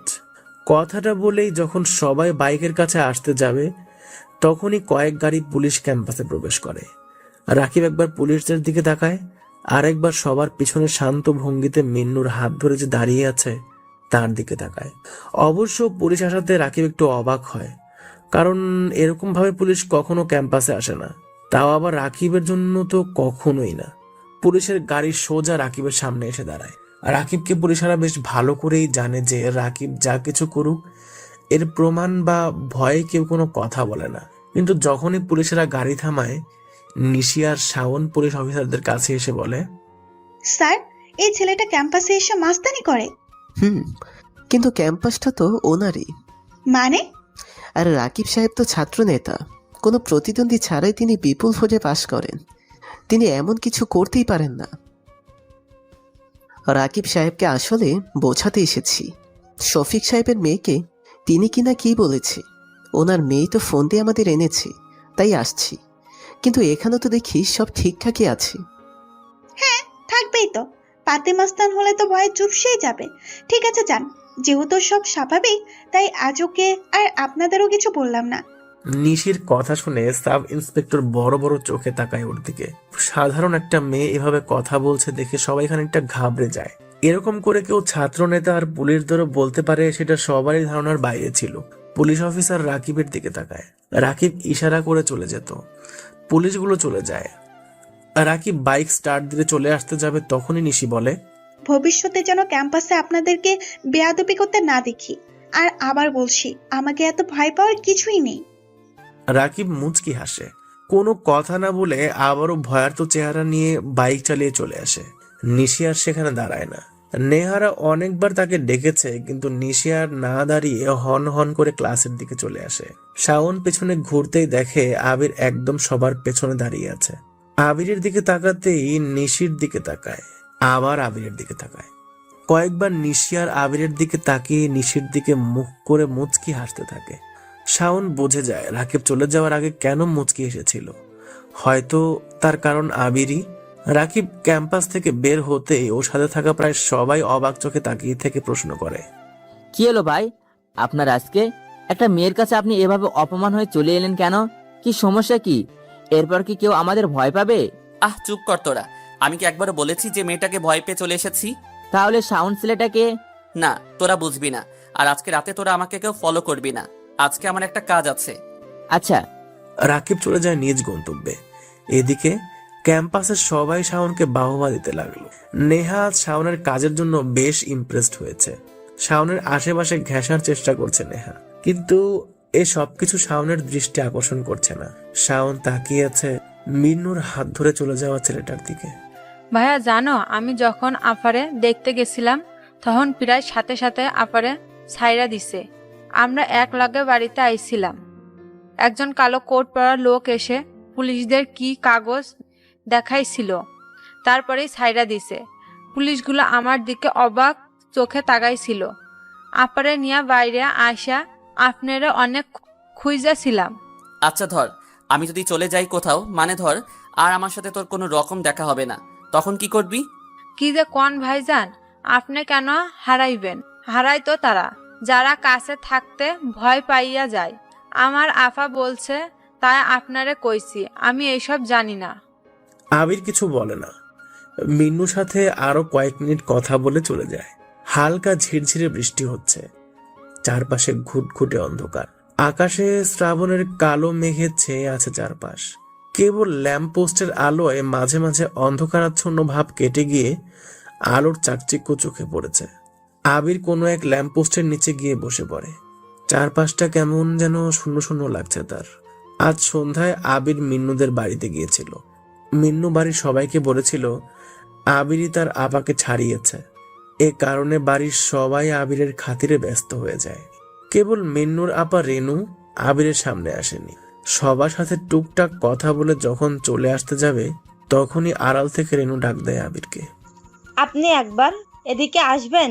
আবির থেমে যায়। কোমল একটা কণ্ঠ তার কানে বাজতে থাকে। আবির চুপচাপ দাঁড়িয়ে থাকে, কেমন যেন নেশাগ্রস্ত হয়ে পড়ে। যার কণ্ঠে এত মায়া, সে নিশ্চয়ই একজন ভালো মনের মানুষ আর মায়াবতী হবে। আবির ধীর পায়ে পাশের ঘরের দিকে যায়। ছোট্ট একটি জায়গায় দুটো রুম, একটাতে মিন্নুরা থাকে আর একটাতে ওর আপা। আবির রুমের বাইরে দাঁড়িয়ে আছে। ভিতর থেকে রেনু বলে ওঠে, ভেতরে আসুন, কোনো সমস্যা নেই। আবির আবারও চুপ হয়ে যায়। কেমন যেন একটা মাদকতা কাজ করে সেই কণ্ঠের ওপর। আবির শান্ত ভঙ্গিতে আর অনেক বেশি উৎসাহ নিয়ে ছোট্ট একটি ঘরে প্রবেশ করে। রুমে খুব বেশি আলো নেই, একটু 40 ওয়াটের হলদে বাতি জ্বলছে। রুমের ডান পাশের দেয়ালে অনেকগুলো হাতে আঁকা ছবি টাঙানো। ছবিগুলো দেখলে মনে হয় যেন জীবন্ত, কেবল একে এখানে টাঙিয়ে রাখা হয়েছে এরকম। সামনে চেয়ারে বসুন। আবির চমকে ওঠে, সেই মায়া জড়ানো কণ্ঠ। আবির সেদিকে তাকায়। একজন অল্প বয়সী মেয়ে বসে আছে খাটের উপর, কালো পোশাক পরা। মুখটা চেনা যাচ্ছে না, দেখাও যাচ্ছে না। পেছন ঘুরে বসে আছে মেয়েটা। আবির চেয়ারে গিয়ে বসে, মেয়েটার দিকে তাকায়। বয়সটা অনুমান করতে থাকে, আনুমানিক 18 বা 20 হবে। গায়ের গড়ন খুব বেশি পাতলা নয়, আবার মোটাও নয়। মিন্নুর মুখে আপনার কথা অনেক শুনেছি, তাই আপনাকে আজ বলতে এসেছি। আসলে সে সবসময় আপনার কথা বলে। আপনি আমাকে পুলিশদের কাছ থেকে ছাড়িয়েছেন, এর জন্য ধন্যবাদ দিব না, কারণ আমি জানি কেউ এমনি এমনি কিছু করে না। নিশ্চয়ই আপনারও অনেক কিছু দিতে হবে। আমার কিছুই দিতে হবে না, মিন্নুকে ভালোবাসি, ছেলেটা অনেক ভালো, আপনাদের কথা সে সবসময় বলে। এটা নিশ্চয়ই বলেছে। তার আপা কি করে? না, সে বলেনি। মজা নিচ্ছেন? মজা নিতে পারেন। আপনাদের মতো সভ্য সমাজের মানুষগুলো তো মজাই নেবে। আরো মজা নিবেন? দাঁড়ান। কথাগুলো বলে বিছানায় বসা মেয়েটা আবিরের দিকে ঘুরে। আবির যা ভেবেছিল ঠিক তার থেকেও বেশি মায়াবী মিন্নুর বোন। চেহারাতে কোনো প্রকার কষ্টের ছাপ নেই, কেমন যেন হাসি হাসি মুখ, অসম্ভব মায়া। আবির কিছু বলতে যেও বলতে পারে না। রেনু আপা বলে, কেউ কখনো এমনি এমনি কিছু করে না। আমরা আপনার কাছে ঋণী, চাইলে আপনি আপনার ঋণ শোধ করে নিতে পারেন। না না, এরকম কিছুই না, আমি তো কেবল মিন্নুকে ভালোবাসি বলে ওর জন্য এরকম করেছি। আরে ধুর মিয়া, এত সাধু সাজার কিছু নেই। জলদি আপনার ঋণ পরিশোধ করে নিন। আজ অনেক দিন কেউ আমাকে স্পর্শ করেনি। জলদি শুরু করেন। এত ভনিতা ভালো লাগে না। মিনুর সাথে মিশে এত কিছু করেছেন, ভাবছেন আমরা খুশি হব? হ্যাঁ, খুশিই তো হয়েছি। আর খুশি হয়ে আপনার জন্য নিজেকে তৈরি করেছি সন্ধ্যা থেকে। এর জন্য টাকা লাগবে না। আমাকে যে ছাড়িয়েছেন এটার জন্য ফ্রি। আসুন আসুন, বাইরে বৃষ্টি শুরু হবে, কেউ জানবে না। চাইলে সারা রাত আপনার ঋণ পরিশোধ করে নিতে পারেন আমার সাথে থেকে। যেভাবে ইচ্ছা ব্যবহার করতে পারেন। আপনাদের হিসাব আমি বেশ ভালো করেই বুঝি। আসেন তো মিয়া। আবির বোকার মতো তাকিয়ে থাকে রেনুর দিকে। কয়েক মুহূর্ত আগে এই মেয়েটাকে নিয়ে আবির কত কিছুই না মনে করেছিল, কিন্তু এরকম ভাবে রেনু বলতে পারে কথা আবির বুঝতে পারেনি। অবশ্য রেনুর দোষটাও বা কোথায়? রেনুর সাথে হয়তো সবাই পাওনা নিয়েই এরকম করে। দুনিয়াতে কেউ তো কারো জন্য না। কেউ না খেয়ে থাকলে কেউ নিজের টাকা খরচ করে খেতে দেবে না। আবার এক্ষেত্রে তো আবির কোনো কারণ ছাড়াই মিন্নুদের উপকার করছে। আবির রেনুর দিকে তাকায়। মেয়েটাকে তার কাছে যেন মায়াবী কোনো ফুটন্ত তাজা ফুলের মতো লাগছে। রেনুর এমন কথাতে আবির অনেকখানি অবাক হয়। আবির ঠিক কি বলবে বুঝে উঠতে পারে না। মিন্নুর সাথে তার সখ্যতা গড়ে উঠেছে রেনু আপাকে উপভোগ করার জন্য না, রেনুকে সে তার বোনের মতোই দেখে এসেছে। কি হলো? আসুন শুরু করেন। রেনু আবিরের খুব কাছে চলে আসে। আবির আর সহ্য করতে পারে না। চেয়ার থেকে উঠে দাঁড়িয়ে রেনুর গালে কষে একটা চড় মারে। রেনু অবাক হয়ে আবিরের দিকে তাকিয়ে আছে। আবির বলে, নারী দেহের প্রতি লোভ থাকলে আপনার আগে আরো অনেক মেয়েদেরকে নিজের ইচ্ছা মতো বিছানায় নিয়ে নিজের প্রশান্তি মেটাতাম। নারী মানে একজন পরিচারক। নারীরাই পারে অনেক কিছু বদলে দিতে, আর সেই নারীকেই আমরা বিভিন্ন নামে ডাকি। কেউ বলি বেশ্যা, কেউ বলি পতিতা। তবে সমাজে যারা পতিতা হয় তারা এমনি এমনি হয় না। আপনি যেমন হয়েছেন পরিবারের জন্য, তবে এটা বিশ্বাস করুন আমি কেবল কিছু পাওয়ার জন্য এসব করিনি। মিন্নুকে ভালোবাসি আর আপনাদের পরিবারকেও। ভালো থাকবেন, আর কখন আপনাদের উপকার করব না, আসবো না। আবির রুম থেকে বের হয়। রুম থেকে বের হতেই দেখে মিন্নু দাঁড়িয়ে আছে। মিন্নুর দিকে তাকিয়ে মুচকি হাসি দিয়ে হন হন করে চলে আসে। হালকা ঝিরঝিরে বৃষ্টি হচ্ছে। চারপাশে ঘুটঘুটে অন্ধকার। আকাশে শ্রাবণের কালো মেঘে ঢেকে আছে চারপাশ। কেবল ল্যাম্প পোস্টের আলোয় মাঝে মাঝে অন্ধকারাচ্ছন্ন কেটে গিয়ে আলোর চাকচিক্য চোখে পড়ছে। আবির কোনো এক ল্যাম্প পোস্টের নিচে গিয়ে বসে পড়ে। চারপাশটা কেমন যেন শূন্য শূন্য লাগছে। আবির বসা থেকে উঠে দাঁড়াতে যাবে, তখনই কালো রঙের একটি গাড়ি আবিরের সামনে এসে দাঁড়ায়। বৃষ্টির পরিমাণ ধীরে ধীরে তার পতিতমান প্রবাহ বাড়িয়ে দিচ্ছে। আবির গাড়িটার দিকে তাকিয়ে বোঝার চেষ্টা করে কে হতে পারে গাড়িতে। শফিক সাহেবের গাড়ি নয় তো এটা? তবে কে হতে পারে? আবির মনে মনে কথাগুলো বলছে। তখনই গাড়ির দরজা খুলে বড় কালো টুপি পরে, মুখে মাস্ক, গায়ে কালো পোশাক পরে আবিরের সামনে এসে দাঁড়ায় একজন। আবিরের চিন্তার ছাপ মুখ থেকে দূর হয়, কারণ এরকম ভাবে কেবল আবিরের পরিচিতরাই আসে। কিন্তু আবিরের সামনে এভাবে আসাটা আবির বুঝতে পারছে না, কারণ সে ঢাকাতে আছে, এটা কেবল সে ছাড়া আর কারো জানার কথা না। কেমন আছিস? আবির বসা থেকে উঠে দাঁড়ায়। প্রচন্ড রকম অবাক হয় ও।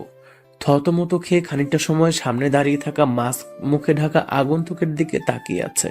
সামনে দাঁড়িয়ে থাকা লোকটার কণ্ঠটা আবিরের বেশ চেনা। আবির বসে পড়ে। মাস্ক পরা ছেলেটা আবিরের পাশে গিয়ে বসে। কিরে, বলছিস না কেন কেমন আছিস? আবির ছেলেটার দিকে তাকায়। ছেলেটা মুখ থেকে মাস্কটা খোলে। ল্যাম্প পোস্টের আলোয় ঝড়ো বৃষ্টির প্রবণের তাড়নায় লোকটাকে দেখে আবির অনেকটা অবাক হয়। আবির কি কেউ চিনতে পারবে? আবির তা একদমই বুঝতে পারেনি। পাশে বসে থাকা রাকিবের দিকে হা হয়ে তাকায় আবির। মনে পড়ে রাকিবের সাথে কাটানো সেই সময়ের কথা। রাকিব বলে, কিরে, আগের থেকেই বেশি চুপচাপ হয়ে গেছিস? মাস্তানি ছাড়বি বলে সব কিছু ছেড়ে ছুড়ে এখানে চলে এসেছিস, কিন্তু আমি জানি নিলয় কখনো মাস্তানি ছাড়তে পারে না। এখানে আসার পিছনে কোনো কারণ আছে। কেন এসেছিস? তোর জন্য কতগুলো অপমান সহ্য করেছি আর জানিস? তুই এখান থেকে চলে যা, ঢাকা সিটি আমার। তুই তো বলেছিস যেমন খুশি সেভাবে থাকতে, কেবল গ্যাংটাকে সবার সামনেই অজানা রাখতে। তোর থেকে চলে এসে আমি নিজের মতো করে নিজেকে তৈরি করেছি। আবার তুই আসছিস। আমি জানি তুই রাফিয়ানিতে সেরা, কিন্তু রাকিবকে থামিয়ে আবির একটু শব্দ করে হাসে। রাকিব আবিরের দিকে তাকায়। আবির বসা থেকে উঠে দাঁড়িয়ে রাকিবের হাত থেকে মাস্কটা নিয়ে নেয়। তারপর শান্ত ভঙ্গিতে বলে, পিস্তলটা তোর গায়ের সব কাপড়গুলো দে, আর নেহার পিছু ছেড়ে দে। আবিরের কথা মতো কোমর থেকে পিস্তলটা দিয়ে দেয় রাকিব। আবির মাস্কটা পরে নেয়। কোমরে পিস্তল গুজে পকেট থেকে ফোন বের করে কয়েক পা এগিয়ে আসে। আরো একটা ড্রেস গাড়িতেই রাখা আছে, আর নেহার পিছু যদি না ছাড়ি। বাসায় চলে যা। জানিসই তো রাগ করতে ভালো লাগে না, রাগের কারণেই সম্পর্ক নষ্ট হয়। আর ভালো করে জানিস রাকিব, আমি রেগে গেলে কি হতে পারে। যেটা বললাম সেটা কর। আবির আর দাঁড়ায় না। রাকিবের গাড়ির দরজা হালকা খোলাই ছিল। রাকিবের গাড়িতে উঠে গাড়ি স্টার্ট দেয় আবির। রাকিব ল্যাম্প পোস্টের নিচে বসে বোকার মতো তাকিয়ে থাকে আবিরের চলে যাওয়ার দিকে। রাকিব মনে মনে আবিরকে অনেক কিছুই বলতে থাকে, কিন্তু সেসব কথার কোনো শব্দ নেই। কেবল নীরবতায় ছেয়ে আছে। চারপাশ অন্ধকার। দূরে দুটো গাড়ি দাঁড়িয়ে আছে। আবির কিছুটা দূরে রাকিবের গাড়িটা ব্রেক করে। তখনও ঝুমঝুমিয়ে বৃষ্টি নামছে। চারপাশ বৃষ্টির ধোঁয়ার সাথে ঢেকে আছে। আবির গাড়ি থেকে নামে। 4 জন লোক দাঁড়িয়ে আছে দুটো গাড়ির সামনে। সেই 4 জন লোকের গায়ে রাকিবের মতো ড্রেস আপ। 4 জন লোকের মুখে মাস্কও আছে। 4 জন ছেলের সামনে 3 জন লোক হাঁটু মাটিতে লাগিয়ে হাতে হ্যান্ডকাপ পরা অবস্থায় বসে আছে, মুখের উপর কালো কাপড় বাঁধা। আবির ধীর পায়ে এগিয়ে আসে ওদের কাছে। খুব কাছে আসতেই কোনো একজন ছেলে একটি চেয়ার এনে আবিরের সামনে রাখে। আবির শান্ত ভঙ্গিতে চেয়ারে বসে কোমর থেকে পিস্তল বের করে। ভাইয়া, মোহন শেখ, জামির হায়দার আর নাসির মোল্লা 3 জন পুলিশদেরকে তুলে এনেছি তোমাদের প্ল্যান মতো। মিন্নুকে মোহন শেখ পেটে লাথি মেরেছিল। মিন্নুকে নাসির মোল্লা তার বোনকে দেখতে যেতে দিতই না, টাকা নিত। এদেরকে মন চাচ্ছে কপালে গুলি করে মেরে দিই। আবির ইশারা করে। আশরাফ সিগারেটের প্যাকেট ছুড়ে দেয় আবিরের দিকে। আবির সিগারেট জ্বালায়। কয়েকবার সিগারেটে টান দিয়ে আবারও ইশারা করে ওদের মুখের উপর থেকে কাপড়গুলো সরাতে বলে। আবিরের কথা মতো ওরা কাপড় সরায়। 3 জন পুলিশ অফিসার আবিরের সামনে বসে আছে। কে কে কে কে কে তোমরা এভাবে কেন আমাদের তুলে এনেছো? জানো তোমাদের কি করতে পারে? আমাদের ছেড়ে দাও, তা না হলে তোমাদের কপালে অনেক খারাপ আছে। যদি না ছাড়ো? নাসির মোল্লা কিছু বলতে যাবে, তখনই আবির পিস্তল সোজা করে ট্রিগারে চাপ দেয়। নাসির মোল্লার ডান হাতের উপরে যে গুলিটা লাগে। নাসির মোল্লা চিৎকার করে কাঁদতে থাকে, রক্তের গতিবেগ বেড়ে যেয়ে পানির সাথে মিশে যায়। আমাদের ছেড়ে দিন, আমরা কি করেছি, আমাদের মারবেন না। আবির কোনো কথা শোনে না, সবার দিকে পিস্তল তাক করে ট্রিগারে চাপ দেয়। একে একে কারো কাঁধে কারো পায়ে গুলি লাগে। সবাই যন্ত্রণায় চিৎকার করে কাঁদতে থাকে। ক্ষতের যন্ত্রণা তীব্র থেকে তীব্রতর হয়। শেষে আর সহ্য করতে না পেরে জ্ঞান হারায়। 3 জন পুলিশ বৃষ্টির পানির অপ্রতিরোধে পড়ে আছে। আশরাফ এগিয়ে আসে আবিরের দিকে। আবির মুখের উপর থেকে মাস্ক আর লম্বা টুপিটা খোলে। সাথে সাথেই সবাই সবার মাস্ক খুলে নেয়। আবিরের দিকে আশরাফ তাকিয়ে বলে, ভাইয়া বুঝতে পারছি না এদেরকে কেন না পেরে এভাবে রেখে দিল। আর তাছাড়া সেদিন বলেছিল আর মাস্তানি করবে না, তবু আবার এত কিছু করলো। তোমার প্ল্যান মতো সব কিছু করলাম, কিছুই বুঝতে পারছি না। এত কিছু তোদের বুঝতে হবে না। মা কেমন আছে? আন্টি রোজ তোমাকে খোঁজ পায় না। আচ্ছা যা, চলে যা। আমি না ডাকা অবধি তোরা যেন সিটিতে একদমই পা রাখবি না। আর শাওনের সাথে যোগাযোগ কম করবি, সে আমার সাথেই আছে।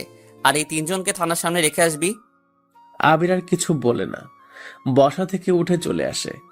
আশরাফ, সায়ান, হাসান আর মেহেদিও চলে আসে সেখান থেকে। রাকিবের গাড়িটা রাকিবের বাড়ির সামনে পার্ক করে আবির চলে আসে। ঝমঝমিয়ে বৃষ্টি হচ্ছে।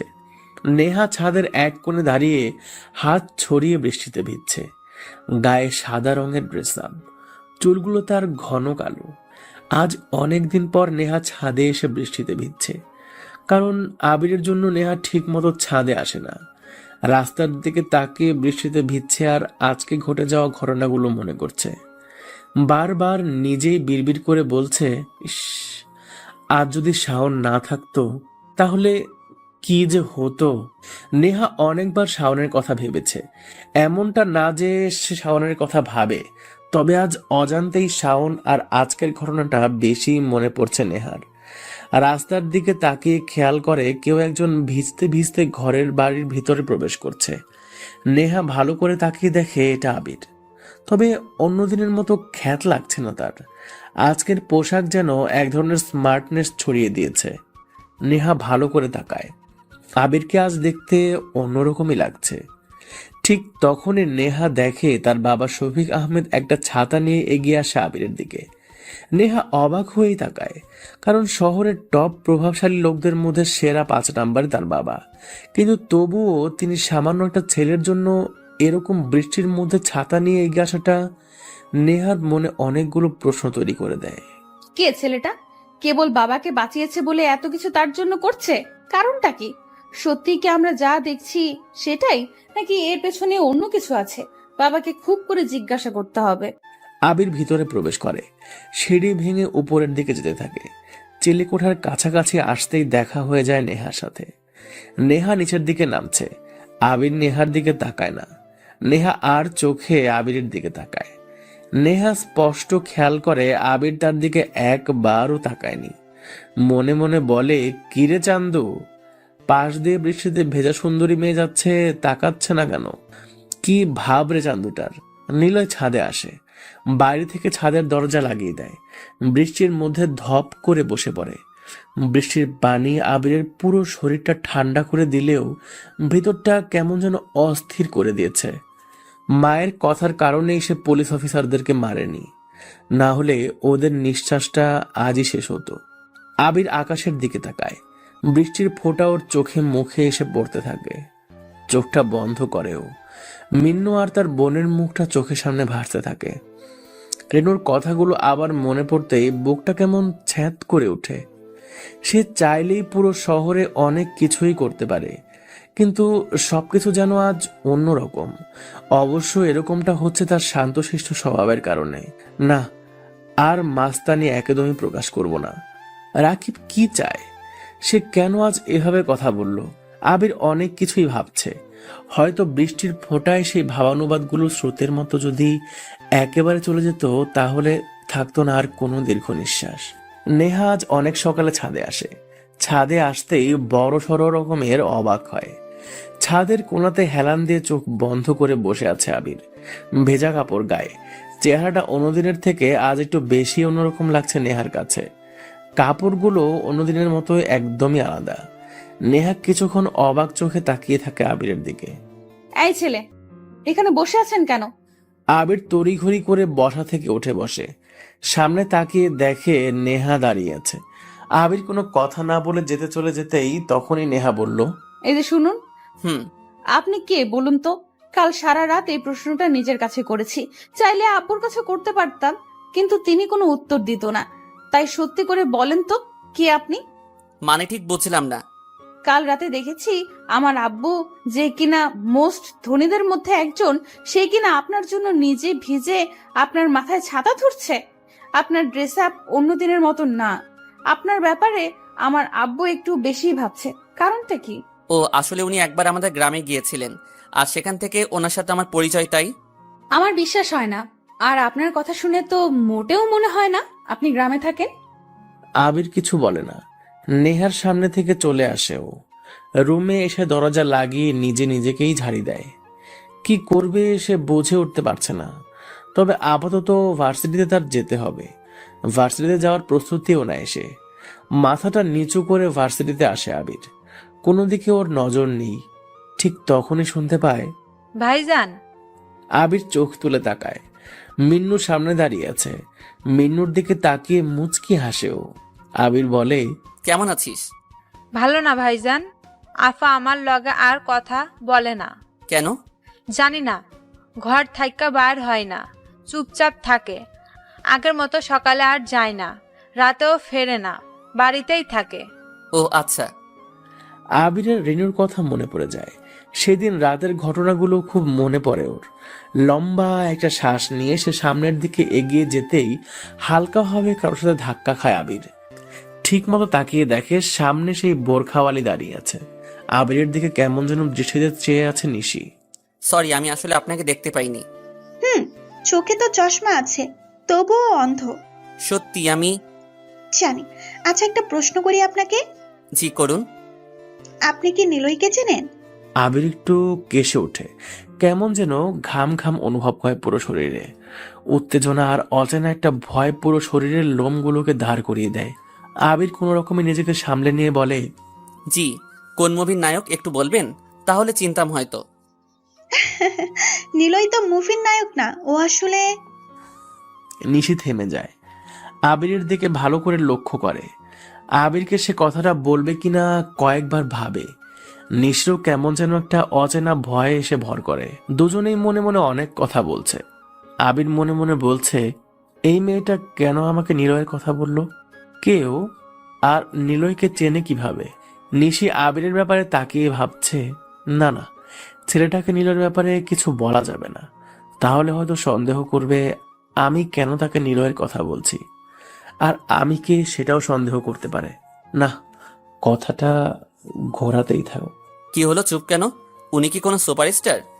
না, আসলে আপনার নামটা এখনো জানা হলো না। আমার নামটাও তো আপনাকে বলা হয়নি। আমি নিশি। আমি আবির, গ্রাম থেকে এসেছি। গ্রাম? আমিও তো গ্রাম থেকে এসেছি। ও, এখন বলুন নিলয়। আসলে অনেকদিন আগে একটা ম্যাগাজিন বের হয়েছিল, নিলয় দা রক স্টার নামে। সেখানে অনেক কিছুই লেখা ছিল নিলয়কে নিয়ে। নিলয় হলো একজন মাস্তান, যাকে বলা হয় মাস্তানি অব দ্য কিং। দেখতে খুবই সাধারণ একজন, নম্র ভদ্র ব্যবহার। সবচাইতে বড় কথা, ও অনেক বুদ্ধিমান। ঠিক সিনেমার মতো দেশের সব পুলিশ সিআইডি রাওর পেছনে পড়ে আছে, কিন্তু তাকে এই অবধি তার লোক ছাড়া কেউই দেখেনি। ম্যাগাজিনে নিলয়কে নিয়ে লেখা হয়েছিল কারণ নিলয় কেবল কারণ ছাড়া তার মাস্তানি প্রকাশ করে না। তবুও সে ভয়ঙ্কর, কেউ তাকে ধরতে পারে না। অথচ আন্ডার ওয়ার্ল্ডে ঘাটলেই সবার উপরে নিলয় নামটা বারবার আসে। এই কারণেই তাকে নিয়ে ম্যাগাজিন বের হয়। আর আমি হচ্ছি বই পোকা, যে কোনো ধরনের বই পড়তে ভালো লাগে। আর নিলয়ের লেখা ম্যাগাজিনটা আমার কাছে পড়ার সবচাইতে বেস্ট লেখা ছিল। ও দাঁড়ানোর স্টাইল, হাঁটার স্টাইল আমি কল্পনাতে আঁকি। আবির আর নিশি একটা বেঞ্চে বসে গল্প করছে। আবির এতক্ষণ হা হয়ে নিশির কাছ থেকে নিলয়ের গল্প শুনছে। আবির ঠিক কি বলবে আপাতত ভাবতে পারছে না। তবে একটু মুচকি হেসে বলে, ও ইন্টারেস্টিং তো। আসলে কখনো নিলয় কে কি করে এসব কোনোদিন জানি নাই। জানবেন কি করে? থাকেন তো গ্রামে। তা কেন আমাকে নিলয়ের কথা বললেন? আসলে আপনার দাঁড়ানোর স্টাইল আর নিলয়ের দাঁড়ানোর স্টাইল একদম সেম। আপনার সিক্স প্যাক বডির সাথে নিলয়ের বডির সব কিছুই মেলে। ওয়েট, দেখাচ্ছি। আবির আবারও কেসে ওঠে, নিজেকে আবারও ঝাড়ি দেয়। সব কিছু যেন প্ল্যানের বাইরে চলে যাচ্ছে। এক মুহূর্ত মনে হয় যেন আবির সব তালগোল পাকিয়ে ফেলেছে, আবার মনে হয় যেন না, সব ঠিকভাবে এগিয়ে যাচ্ছে। আবির চুপচাপ বসে আছে নিশির দিকে তাকিয়ে। নিশি ওর ব্যাগ থেকে কয়েকটা বই বের করে, আবিরকে ডাক দিয়ে বলে, মিস্টার আবির সাহেব, এই যে দেখুন, নিলয়কে নিয়ে লেখা 2টা ম্যাগাজিন। আবির নিশির হাতের দিকে তাকায়। চকচকে দুটো ম্যাগাজিনের কভারের দিকে তাকিয়েছে। কালো পোশাক, মাথায় কালো লম্বা টুপি, মুখে মাস্ক, হাতে একটি পিস্তল ও পেছনে কয়েকজন ছেলের ডান আর বাম পাশে লাইন দিয়ে দাঁড়িয়ে আছে। সবার সামনে হাতে পিস্তল নিয়ে দাঁড়িয়ে আছে একটি ছেলে। বোঝাই যাচ্ছে এটা নিলয়। প্রথম ম্যাগাজিনের শিরোনাম নিলয় দ্য রকস্টার, পরেরটা শিরোনাম নিলয় দ্য রাফিয়ান। আবির চমকে ওঠে। নিশির কাছে বইগুলো দেখে কেমন যেন ঘাবড়ে যায়। দ্বিতীয় ম্যাগাজিনের কভার পেজটাতে ঘোস্ট রাইডার মুভির মতো নিলয়ের হাতে একটি বড় কড়া ছুরি যা আগুনে জ্বলছে। শিরোনামের সাথে কভার পেজটা দারুণ মানিয়েছে। আবির মাথা চুলকিয়ে বলে, এটাই কি মাস্তানি নিলয়ের লেখা ম্যাগাজিন? আপনি এগুলো নিয়ে আজকেই পড়বেন। ইন্টারেস্টিং অনেক বিষয় আছে যা আপনাকে চমকে দিবে। আর আপনিও রাফিন মানে নিলয়কে খোঁজার জন্য পড়ে যাবেন। আপনি কি তবে নিলয়কে খুঁজতে এখানে এসেছেন? নিশি কেসে ওঠে। আবিরের দিকে সরু চোখে তাকিয়ে মুচকি হাসি দেয়। আবির মনে মনে অনেক কিছুই ভাবছে ম্যাগাজিন দেখে, তাই নিশির কাশির শব্দ আর হাসির মানেটা ঠিক মিলাতে পারছে না। নিশি একটু নিজেকে সামলে নিয়ে বলে, আরে সেই রকম কিছুই না, আসলে এত ইন্টারেস্টিং বিষয় আছে যা পড়ার পর নিলয়ের সাথে আপনিও দেখা করার জন্য পাগল হয়ে যাবেন। না বাবা, দরকার নেই। মারামারি মাস্তান এসব আমার ভয় করে খুব। তা তো জানে। সেদিন রাকিবকে যখন আমরা মোটামুটি ছাড়তেছিলাম তখন সবাই ভয় চুপসে ছিল। আপনার মুখটাও দেখেছিলাম, দূরে ওই বাদাম বিক্রি করা ছেলেটার সাথে দাঁড়িয়েছিলেন। আবির একটু হাসলো। নিশি জানে আবিরের হাসির মানে কি। সেদিনের লজ্জা ঢাকতে আবির শুকনো এক হাসি দেয়। নিশি এটাই ভাবছে। আবির বিড়বিড় করে বলে ওঠে, শেরকে চিনতে তার গর্জনের দরকার হয় না। নিশি সাথে সাথেই বলে, কিছু বললেন? না মানে বলছি যে ম্যাগাজিনগুলো কি নিতে পারি? অবশ্যই। না, আমি আগে নিব। দুজনেই চমকে যায়। পিছনে তাকিয়ে দেখে নেহা আর তার সব বন্ধু বান্ধবীরাও দাঁড়িয়ে আছে। আর যে কথাটা বলে উঠেছে সে হলো নেহা। আবির সবাইকে দেখে উঠে দাঁড়িয়ে চলে আসতে যাবে, তখনই নিশে হাত ধরে বসিয়ে দেয়। আবির কোনো কথা বলে না। নেহা আবারও বলে ওঠে, এক্সকিউজ মি নিশি, তোমাকে ধন্যবাদ। কাল যদি তোমরা না থাকতে তাহলে অনেক সমস্যায় পড়তে হতো। আরে কোনো ব্যাপার না। কিন্তু একটা জিনিস মাথায় আসছে না, গ্রাম থেকে আসছো কিন্তু তোমার কথা শুনে তা মনে হয় না। আর তাছাড়া এমন ভাবে রাকিবের সাথে কথা বলছিলে যেন অনেক ভালোভাবেই চেনো তুমি। সত্যি ইন্টারেস্টিং। নিশি উঠে দাঁড়ায়। কেমন যেন শুকনো চোখে সবার দিকে তাকিয়ে নিশির হাতে ম্যাগাজিনগুলো দিয়ে চলে আসতে যায়। তখনই আবির নিশিকে থামায়। নিশি বোকার মতো তাকিয়ে থাকে। শিহাব এসে আবিরের কাঁধে হাত রাখে। আবির একটু ঘুরে তাকিয়ে কাঁধ থেকে হাত ছড়িয়ে চলে আসবে, সে সময় শিহাব আবারও আবিরের কাঁধে হাত দিয়ে টান দেয়। কোথায় যাচ্ছিস? শুনলাম তোর নাকি বেশ খাতির করা হচ্ছে। নেহার বাবা তোর জন্য রাত জেগে ছাতা নিয়ে বসে থাকে, নতুন ড্রেস আপ পরছিস, কি ব্যাপার? আবির নেহার দিকে তাকায়।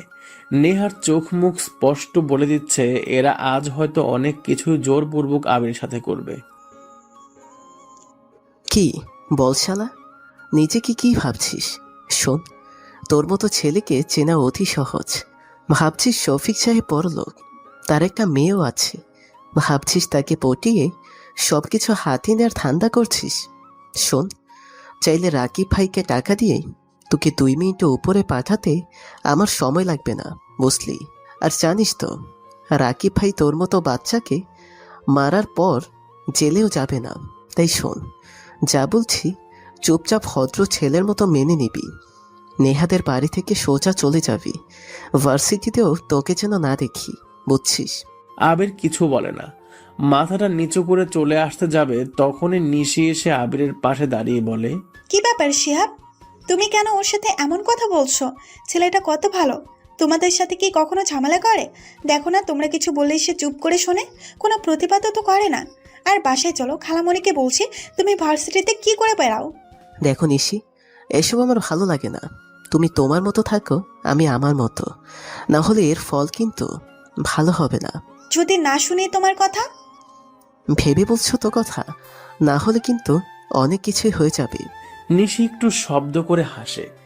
শিহাব এ হাসির মানে বুঝতে পারে না, তবে ঠিকই শিহাবের চোখে মুখে রাগের বিশাল ছায়া এসে পড়েছে, যা হয়তো ধ্বংসও হতে পারে অনেক কিছুই।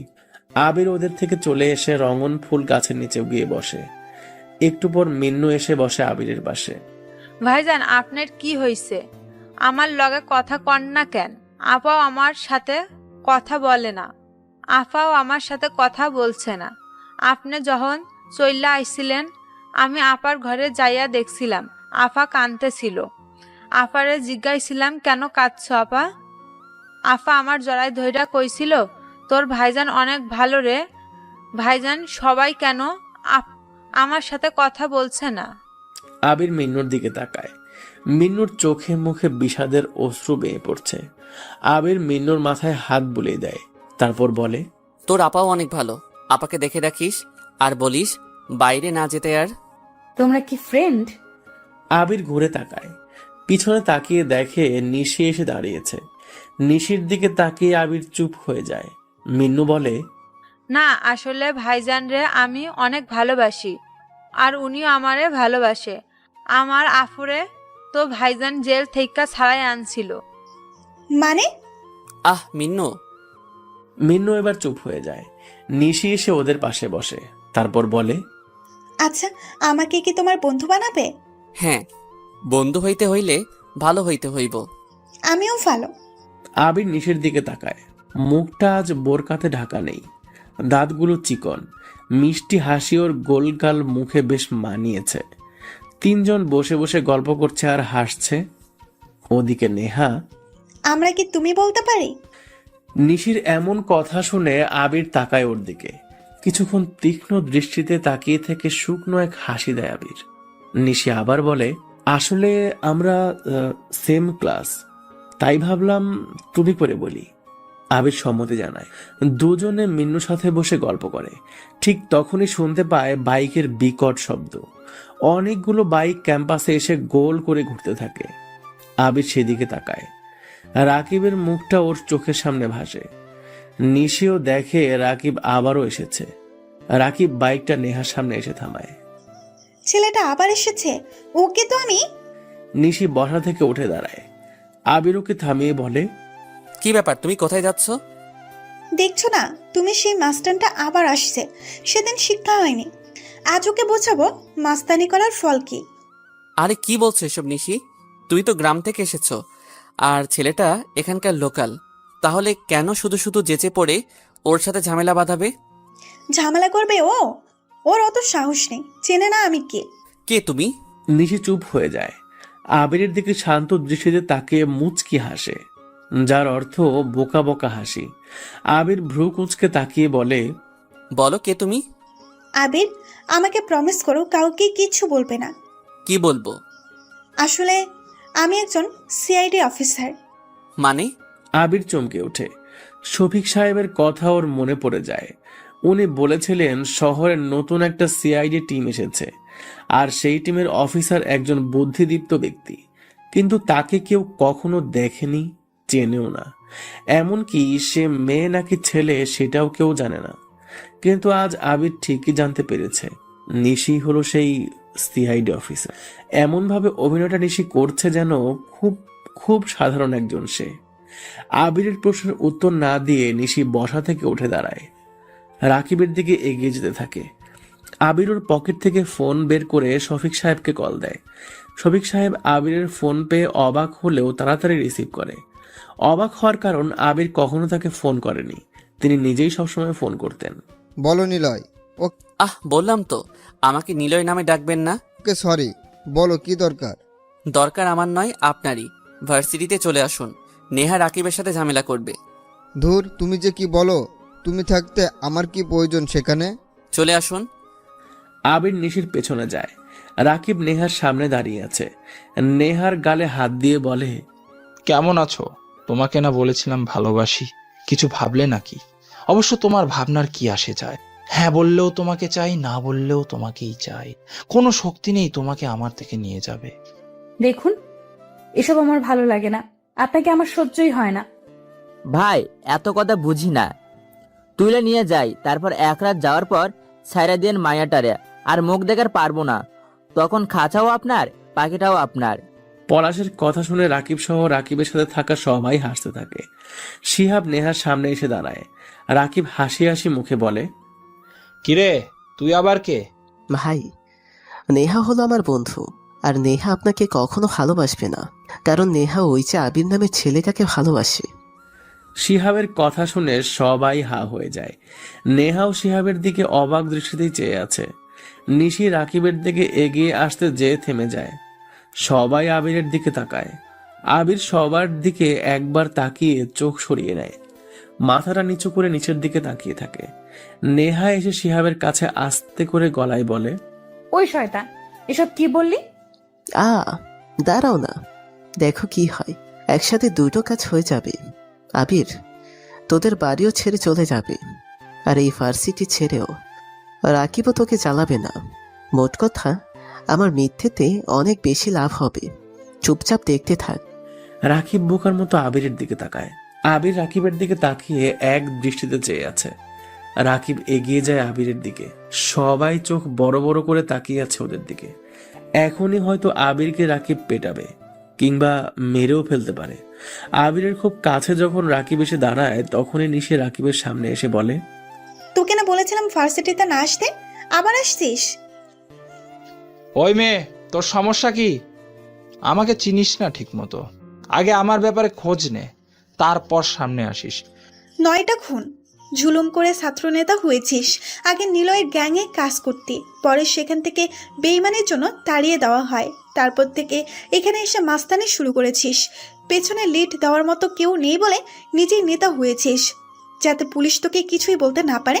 এই জন্য বল, আর কি কি ব্যাপার করা লাগবে তোর সম্পর্কে? নিশির কথা শুনে রাকিব ভয়ার্থ দৃষ্টিতে তাকিয়ে আছে। সবাই নিশি আর রাকিবের দিকে অবাক হয়ে চেয়ে আছে। নিশির দিকে সবাই একটু বেশি অবাক হয়ে তাকাচ্ছে। এত কিছু সে রাকিবের ব্যাপারে অকপটে বলে দিয়েছে। নিশ্চয়ই নিশি কোনো সাধারণ মেয়ে না।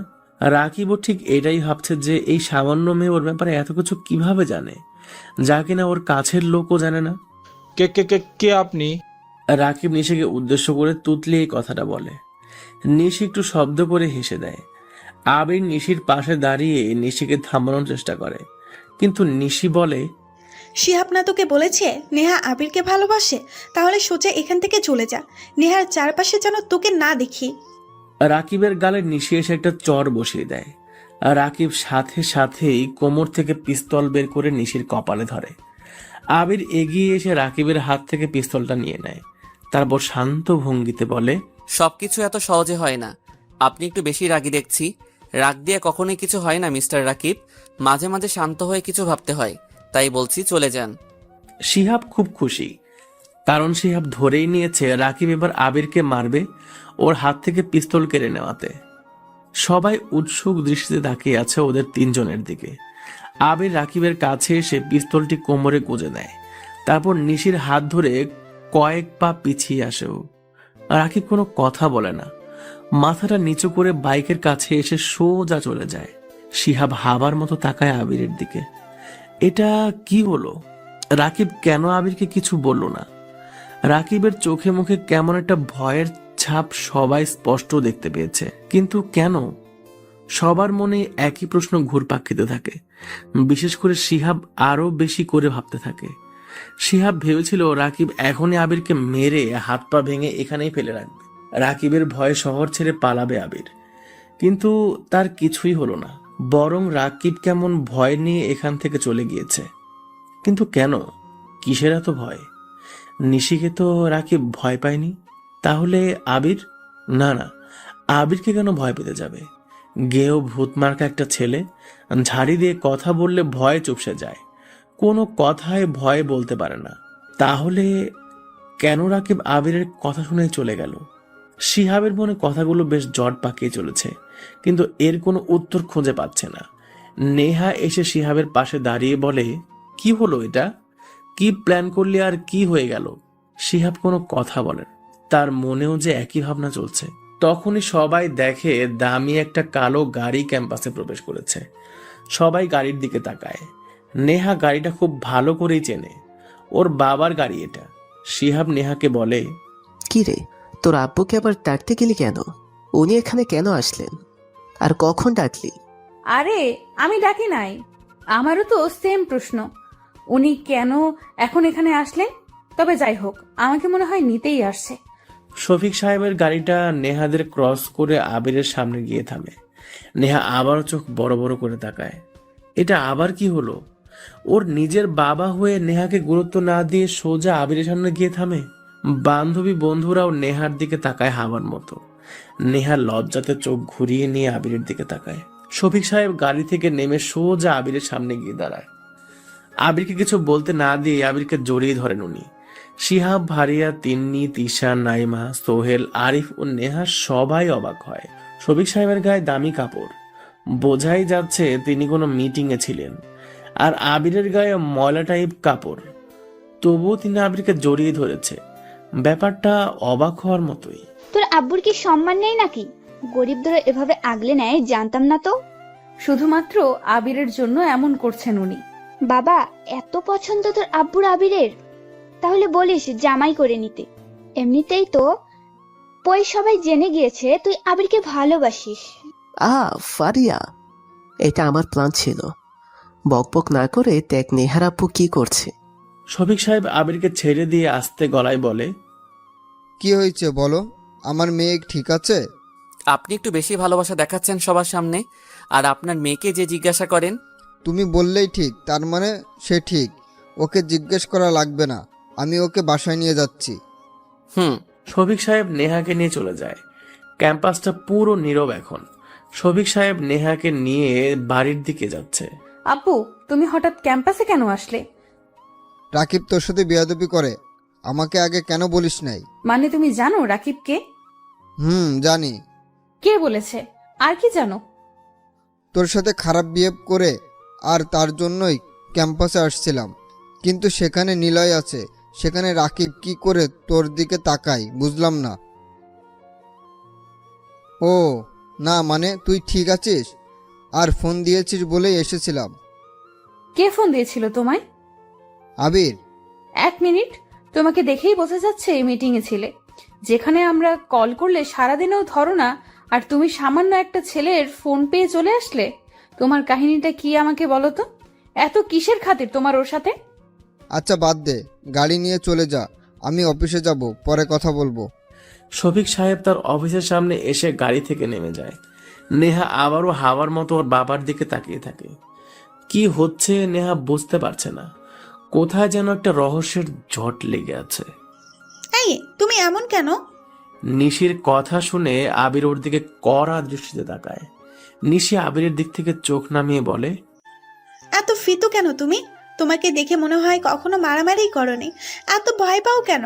একটা মেয়েকে একজন মাস্তান এসে রোজ রোজ চালাবে, এসব দেখার পরও চুপচাপ সহ্য করো?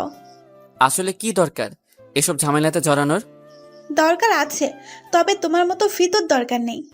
আচ্ছা বুঝছি, তোমার তো অনেক সাহস, আমাকে সাহস ধার দিও। এখন বলো, তুমি এখানে কেন?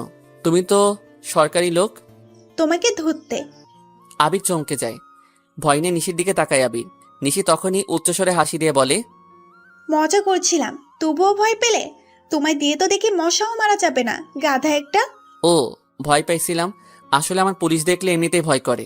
তুমি কিন্তু বললে না কেন এভাবে নিজের পরিচয় গোপন রেখে এখানে এসেছো? আসলে আমি নিলয়কে দেখতে এসেছি। মানে নিলয়কে? আরে টপ মাস্তান যে, যার ম্যাগাজিন তোমাকে দিতে গিয়ে নেহা নিয়ে চলে যায়।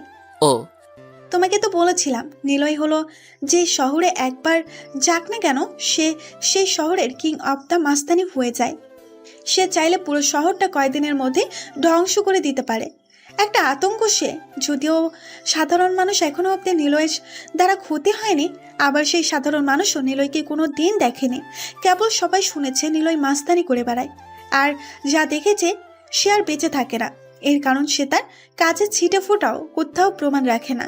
এমনকি তার গ্যাং ছেড়ে কেউ চলে আসলেও এমনভাবে তাকে ব্রেন ওয়াশ করানো হয় যে তাকে ধরলেও সে কোনোদিন মুখ খোলে না নিলয়ের ব্যাপারে। তারাও নাকি নিলয়কে মাস্ক ছাড়া কোনো দিন দেখেনি। তোমরা কি কখনো নিলয়ের গ্যাংয়ের কাউকে ধরেছিলে? হ্যাঁ, কিন্তু সেই একই কথা, নিলয়কে দেখেনি। কি করে ঠিকভাবে বলতেও পারে না। তাই পুলিশরা যখন নিলয়কে ধরতে ব্যর্থ তখনই আমাদের ডাক পড়ে নিলয়কে ধরার। কিন্তু এখানেও সিআইডি টিম ব্যর্থ হয়। শেষমেশ আমাদের টিমটাই সিলেক্ট করা হয় নিলয়ের পুরো গ্যাংস্টারকে ধরতে। আমরাই প্রথম নিলয়ের গ্যাংয়ের একজনকে ধরেছিলাম, কিন্তু সেই বেটা কিছুতেই বলতে পারেনি। সোর্স মারফত জানতে পারি নিলয় এখন এই শহরে, আর তারই লোক কেউ একজন এই ভার্সিটিতে আছে। আচ্ছা, তুমি তো গ্রাম থেকে এসেছো, তুমি আবার নিলয়ের লোক না তো? কি বলো এসব? নিশি আবারও জোরে হেসে ওঠে। আবির নিশির দিকে তাকিয়ে আছে। কয়েক হাত দূরে সরে গিয়ে বসে আবির। নিশি তার হাসি থামিয়ে দিয়ে বলে, আরে মজা করছিলাম, তোমাকে দেখে কখনোই নিলয়ের গ্যাংয়ের লোক বলে মনে হয় না। ওরা অনেক বুদ্ধিমান হয়, তোমার মতো নাদান মার্কা হয় না, বুঝছো?